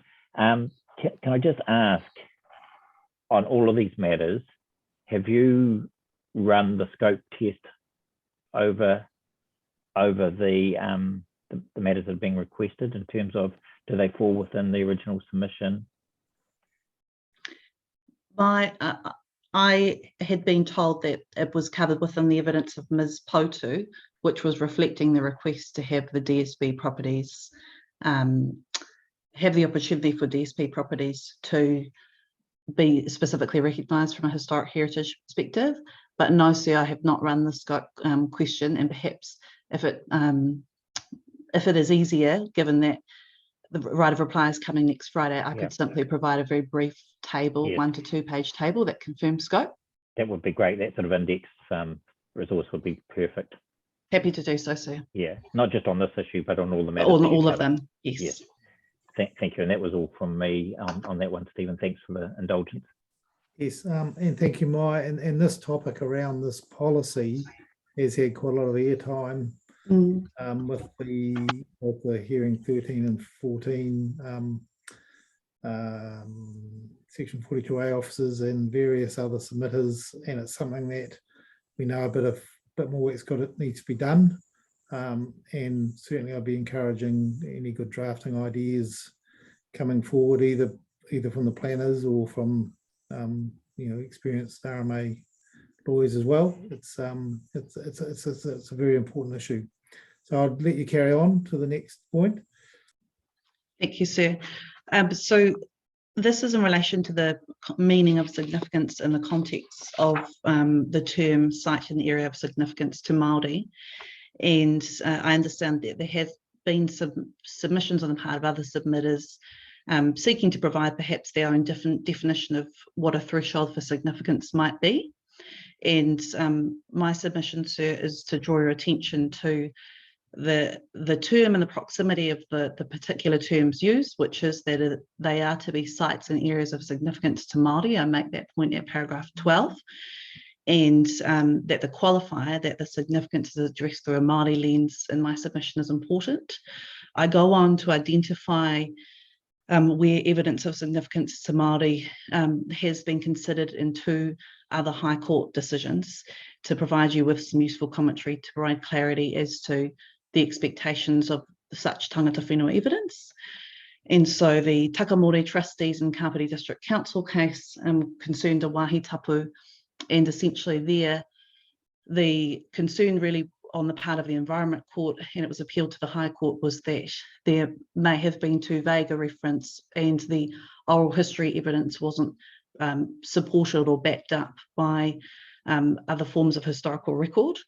Now, the court indicated that unless, and this is at the end of my subparagraph 13A, unless that witness is exposed as incredible or unreliable, or there was other credible and reliable evidence to the contrary, then their evidence is to be taken as credible tangata whenua evidence on the matter.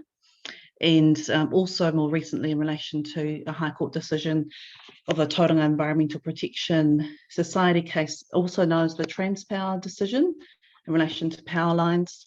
That case talked about it's not for the court to substitute its own view of the cultural effects with a considered, consistent and genuinely held view of the tangata whenua in that case, and considered their view to be determinative of tangata whenua findings. So I'm really taking those those decisions and saying that they have a relationship and a relevance here because of the term significance to Māori, and therefore it must be that lens that is adopted in this case. Thank you, Maya, for that. Any questions, commissioners? Just one from me, and it's not meant to be inflammatory, but I wonder about the evidential burden in respect to that concept, Maya. I understand completely what you're saying and what the court have said in both of those cases, and it makes complete sense that people that do hold mana whenua are best placed to identify significance. But we also have a burden of ensuring appropriateness and an evidential burden. And is it? Please don't take this the wrong way. Is it sufficient? No, is it sufficient just to hear that sites should be included, or is there a requirement to delve into that further from this panel? I consider, Sue, that the submission that I make in relation to mana whenua status issues that commences at paragraph 20 is a useful response in that regard. That was where the High Court in Potama actually talked about fact-based evaluation to be made of evidence. Yes. That's at page 8 of my submission. I'm just reading that now. Yes. Yes, and it talks about this concept of a rule of reason approach. Yes. And it provides, I've provided the quote because it was from an earlier case about the matters that may be considered. The key point, so I would say, sir, plain assertion of existence without some kōrero support may not meet that. Yes. One of the matters that was raised by tangata whenua submitters and for which they sought my advice and submission was that there may have, and from their perspective, a higher threshold was being applied where some guidance had been put forward. Yes. And other submitters were saying all of those factors had to be identified. Yes, so this is helpful in the sense that this is really the key point that underlies the mana whenua status point, so I can cover it off at the same time. But my submission is that the rule of reason aspect of the evidence, which you can review at paragraph 20, is to be supplemented because that was first developed in 2002 by the decision of His Honour Justice Whata and Ngāti Maru, which is a much more recent decision that was, I believe, 2020. Yes, 2020.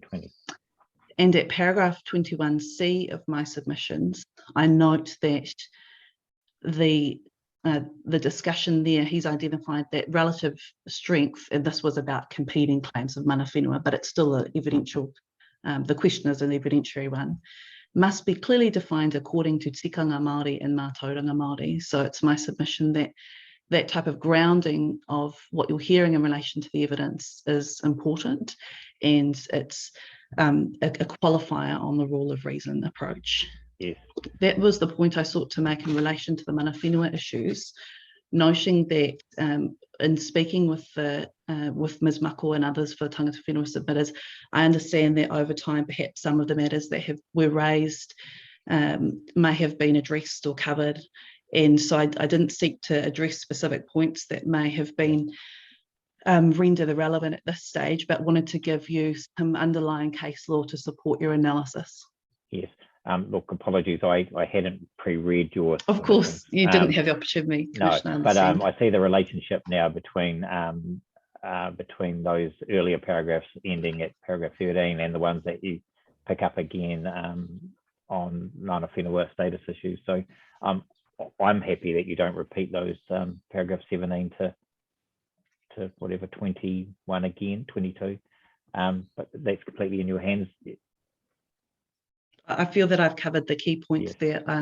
I in fact note, just for completeness and for the benefit of Commissioners Daish and Coffin, my paragraph 17, which was really to say that my understanding was that a number of the issues, sorry, I should say, my understanding was it wasn't completely clear to me which of the issues may remain live from the perspective of the panel. And in that case, I was really seeking to provide some context grounded in case law to support your appreciation of the matters that had been presented.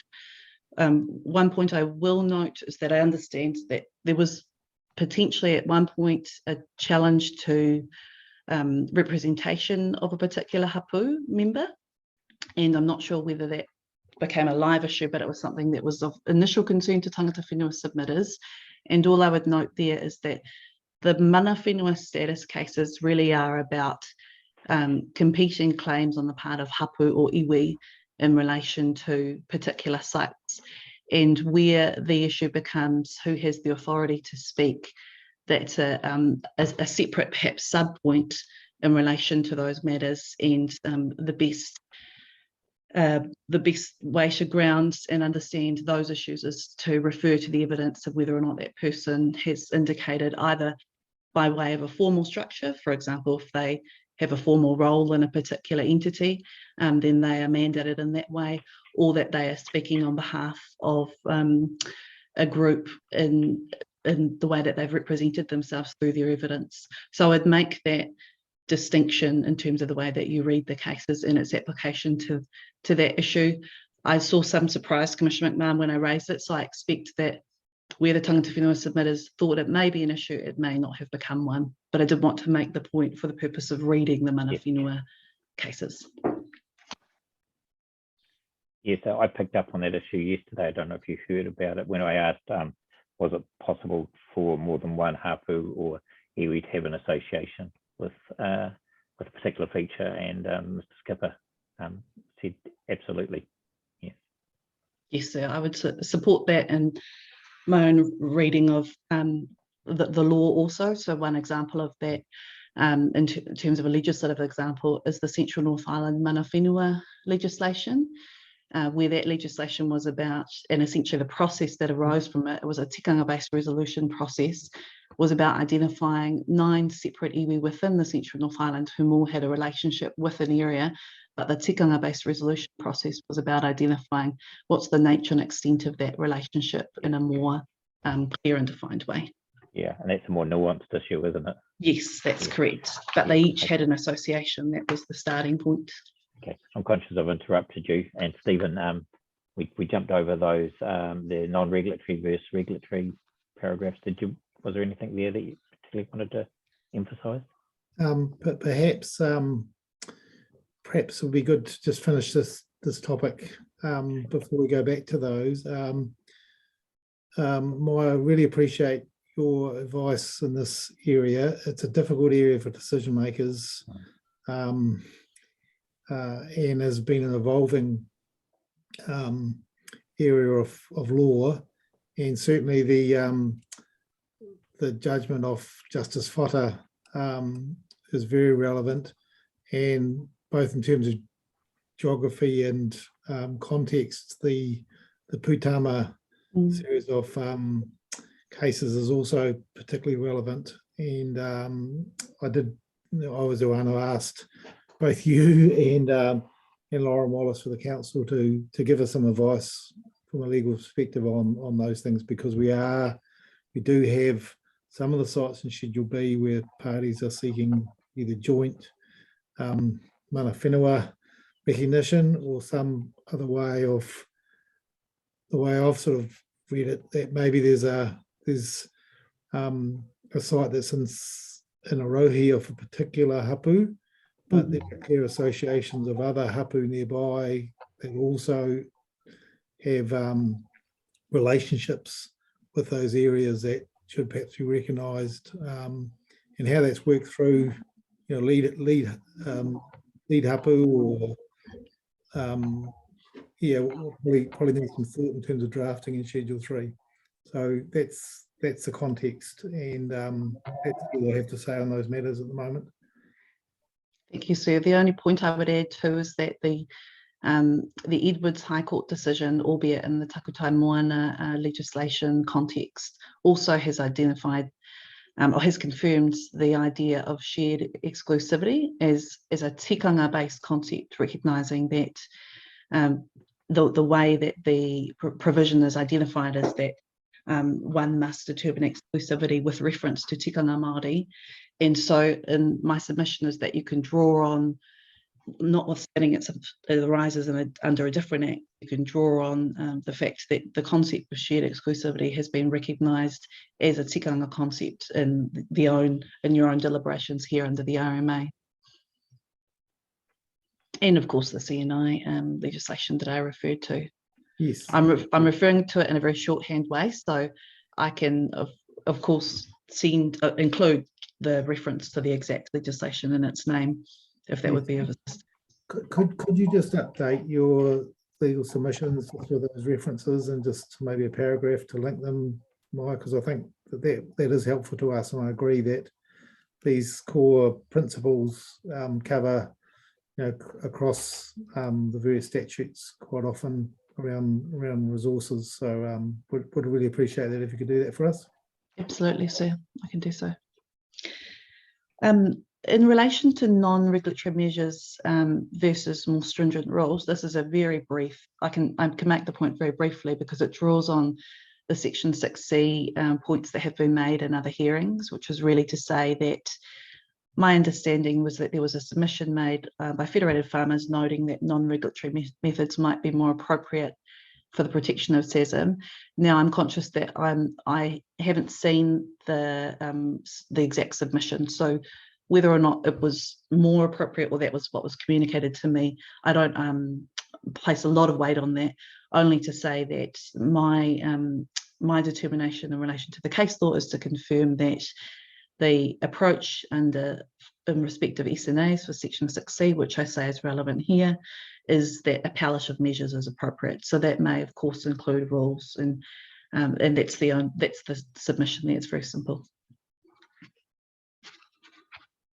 Thank you. I do have just maybe a comment and a question here. We have heard, particularly in some of the Part B evidence from Mr. Skipper and Ms. Healy, that there are some sites that are very important that they feel should come into the plan sooner rather than later and through this process. There's also the way I understand it, there are places and names and reserve areas that have names that form, I suppose, for the want of a better word, a mental map for mana whenua, the way they think about places, go back to some of these names and I've seen them before, the old SO plans with Maori block names on them, which are still used today, which are out of normal usage because they're not on our maps and things. So and more of some sort of alert layer or education layer, just to say, well, here's some other places that have relevance. So we're constrained by scope, obviously, and we have also heard that the District Council is committed to further processes around further sites and further engagement with landowners, bringing forward a plan change. So I think we're stuck with, we've got a continuum of sites that have been put forward through a process that the council's ticking off. There's some sites which are really important that we're hearing should come in now. There are other sites which may, from an education point of view, either inside the plan or outside, just be made as an alert layer for awareness of areas. So just whether you had any thoughts on that grouping? So it actually touches in part on the point I make around minor amendments, and I note some of the points you make won't necessarily, some of the points you've referred to won't necessarily be minor amendments, but I just thought I'd draw your attention to it at page 10 of my submissions, paragraph 27. So I agree, and I think I note that where submission scope doesn't address the issue, so perhaps let's address that first. I do appreciate that submission scope where we are introducing an entire new site does play a role in limiting your ability to provide the relief that is being sought. And to the extent that these processes that have been discussed further down the line are available, then it's nonetheless been a useful process in terms of flagging for the council that opportunity. In relation to, for example, names where there may have been misspellings, which some may feel are more fundamental, but you could nonetheless categorise as, well, it's just a misunderstanding of what that name was. I could see the opportunity for that to be characterised as a minor error. I'd be happy to take advice from the tangata whenua submitters about the different types of issues that have arisen, and perhaps again in a table identify whether or not I would consider it to be minor. And on that basis, what I have noted is at those paragraphs is, unfortunately, there isn't, as far as I could find, any specific case law in respect of clause 16 subsection 2 of that schedule 1, which allows for minor amendment. And I know that's a particular provision that was introduced to you or presented to you as a potential pathway forward by Ms. Mako. What I have said is, at paragraph 29, as we will all know, that is typically used outside a Schedule 1 process. And so my submission is that it does demonstrate that the RMA is comfortable with where the errors are of a minor nature, they can be corrected with without undue formality. And in that regard, I do consider that while we're in a Schedule 1 process, it's really a question of how minor is this and can it be addressed in this way. And then the second part is, what is the scope in relation to kind of your more substantive issues? So I would see them as analysis in respect of two separate points and opportunities, separate opportunities and pathways to address them each.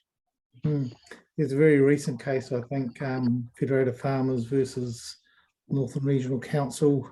I think yes. Regional plan issue, which deals with scope, looks to be, might be on point if you could dig that out. I think it's just been released, so I don't know whether it deals with section 16, but seemed pretty firm on scope being scope, and no wriggle room for what I've had a quick read, but yeah, you might want to have a look at that.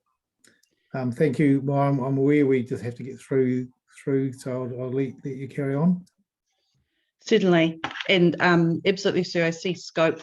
If the proposal was to introduce a new site, just by way of concluding remark, then of course there is a scope issue there. But if the question is, well, we have a different name, for example, or there are errors, I do see there is opportunity to tidy things up in that way.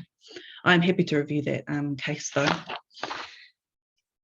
And I can take you now, I believe, to page 10 of my submissions. I don't know that I need to go into very much detail at all around destruction and demolition. The tangata whenua submitters just wanted me to record that really they take their plain language meanings for absolute clarity.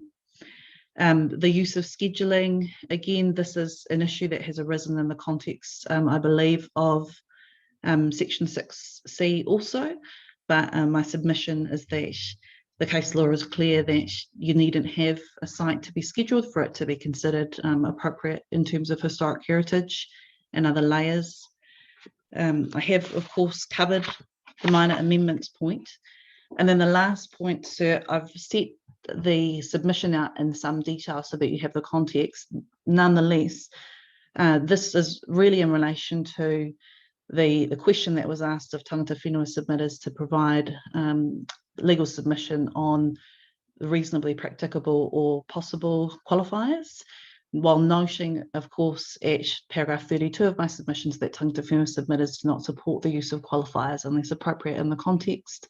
I nonetheless have set out for you that the key distinction in relation to those two qualifiers at paragraph 34 is really that practicability requires assessment of a range of factors, and cost being probably the most key one where distinctions have been made in past case law, whereas whether something is possible is not to be so narrowly construed. And that played out quite clearly in the case that I referred to, is also known as the Transpower case, the Tauranga decision, and so is perhaps most clearly read in that decision, and I've set out for you the relevant paragraphs at paragraph 37 of my submissions.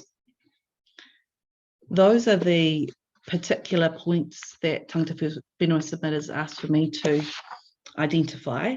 If there are additional questions that you have of me, given that I am providing an amended version of submissions that address some of the questions you've asked, then please do feel free to give me some further homework. If not, if you don't, of course, have questions on the last 3 points I've very briefly addressed. Yes, I'll just go to Antoine and then David just to see whether there's any questions or anything else from them. Hey, kia ora, I didn't have any questions, and e mai e mihi kawana ki a koe I runga te koro waipauri I roto tō whānau. I'd just like to acknowledge you, Maya. We haven't seen you for a little bit, and we understand there's been a bereavement in the family, so just want to send our best wishes to yourself and the whānau at this time. But thanks very much again for your legal submissions. They were really helpful. I didn't have any specific questions at this stage. And now, Commissioner Coffin. David? Yes, just very briefly, just two matters, Stephen and Maya. First, just going back to the first issue about scope section 16, I've just jotted down 3 components to that. First is obviously minor alterations, so long as they're not altering the nature or changing the entry to increase it spatially or whatever.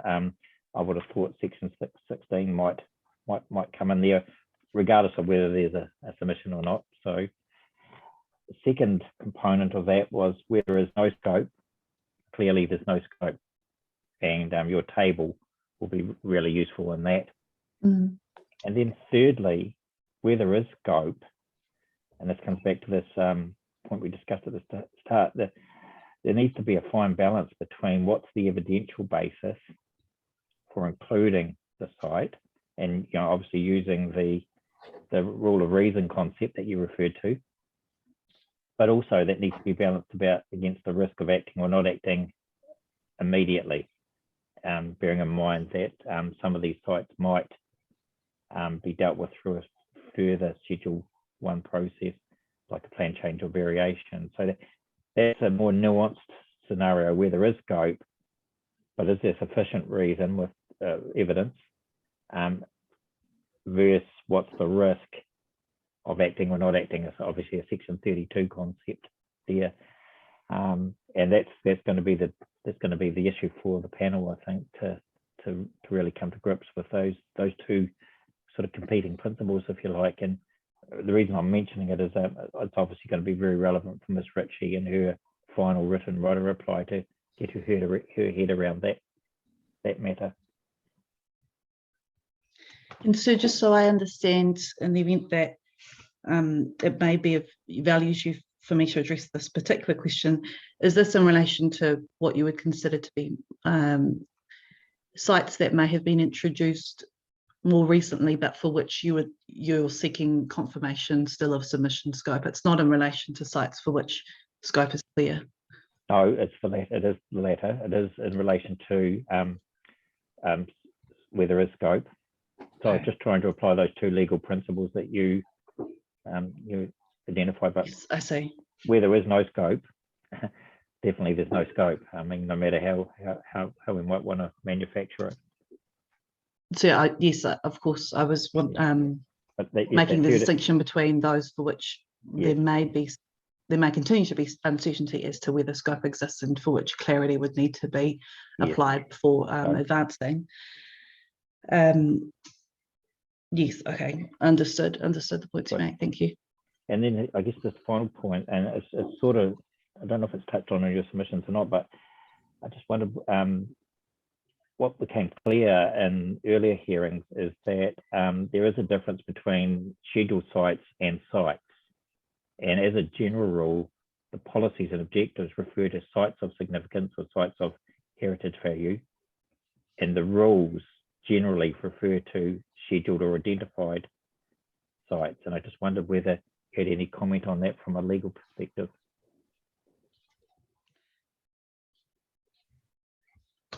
Interesting. I would say then that the rules seem to potentially place, at least in terms of an immediate read, a limit on what otherwise the case identifies as not necessarily the intention, recognising that historic heritage may be identified over time, and the policies seem to apply a more broad approach to historic heritage.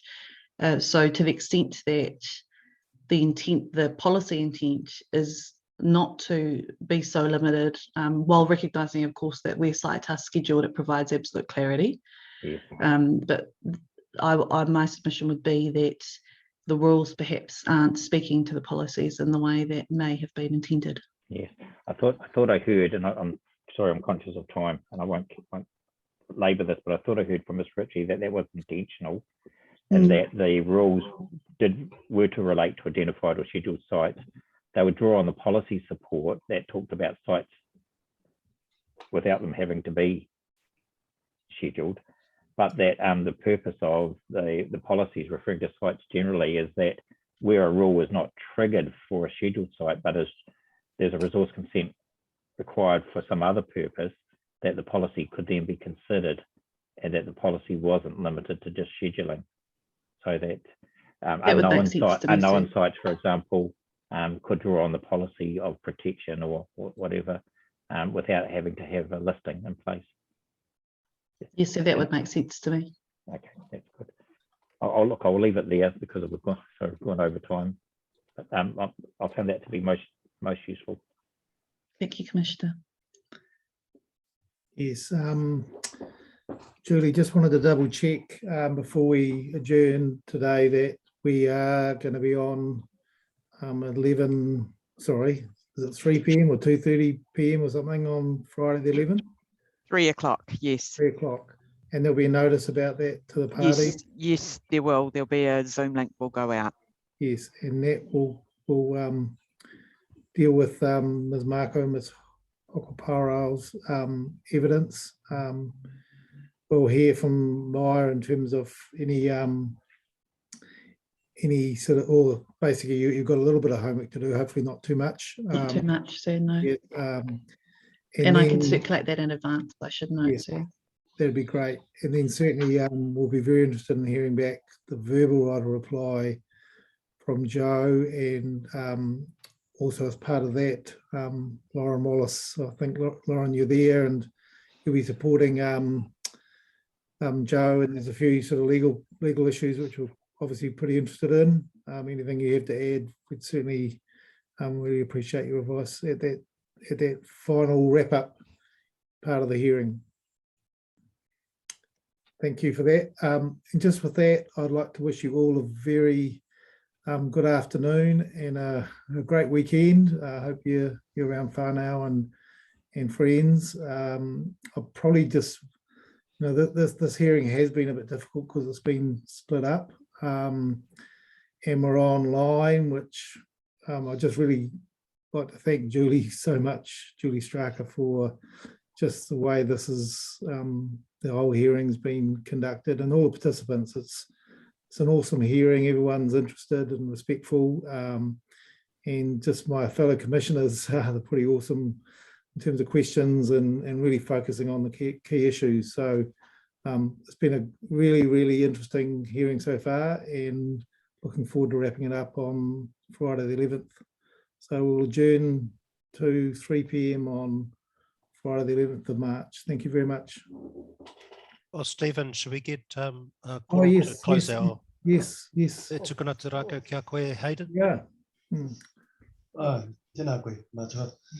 Ai, me tūtahi, e mihi nunui rawa anō ke koutou, koutou ngā pau, o tō ake mahi, e tō mahi tō rangapū, Wai anō e me tuarua, ko te tumanako o koutou, o tātou, o tira o tātou, kia noho haumaritia I roto I tō ake kāinga, I te taha o tō whānau, kei tō whare mahi tahi ai, hoki. Nō reira, e te iwi Unuhia I te uru tapunui, ke wātea ke māma te ngā kau te tinana te wairua I te arataka tū.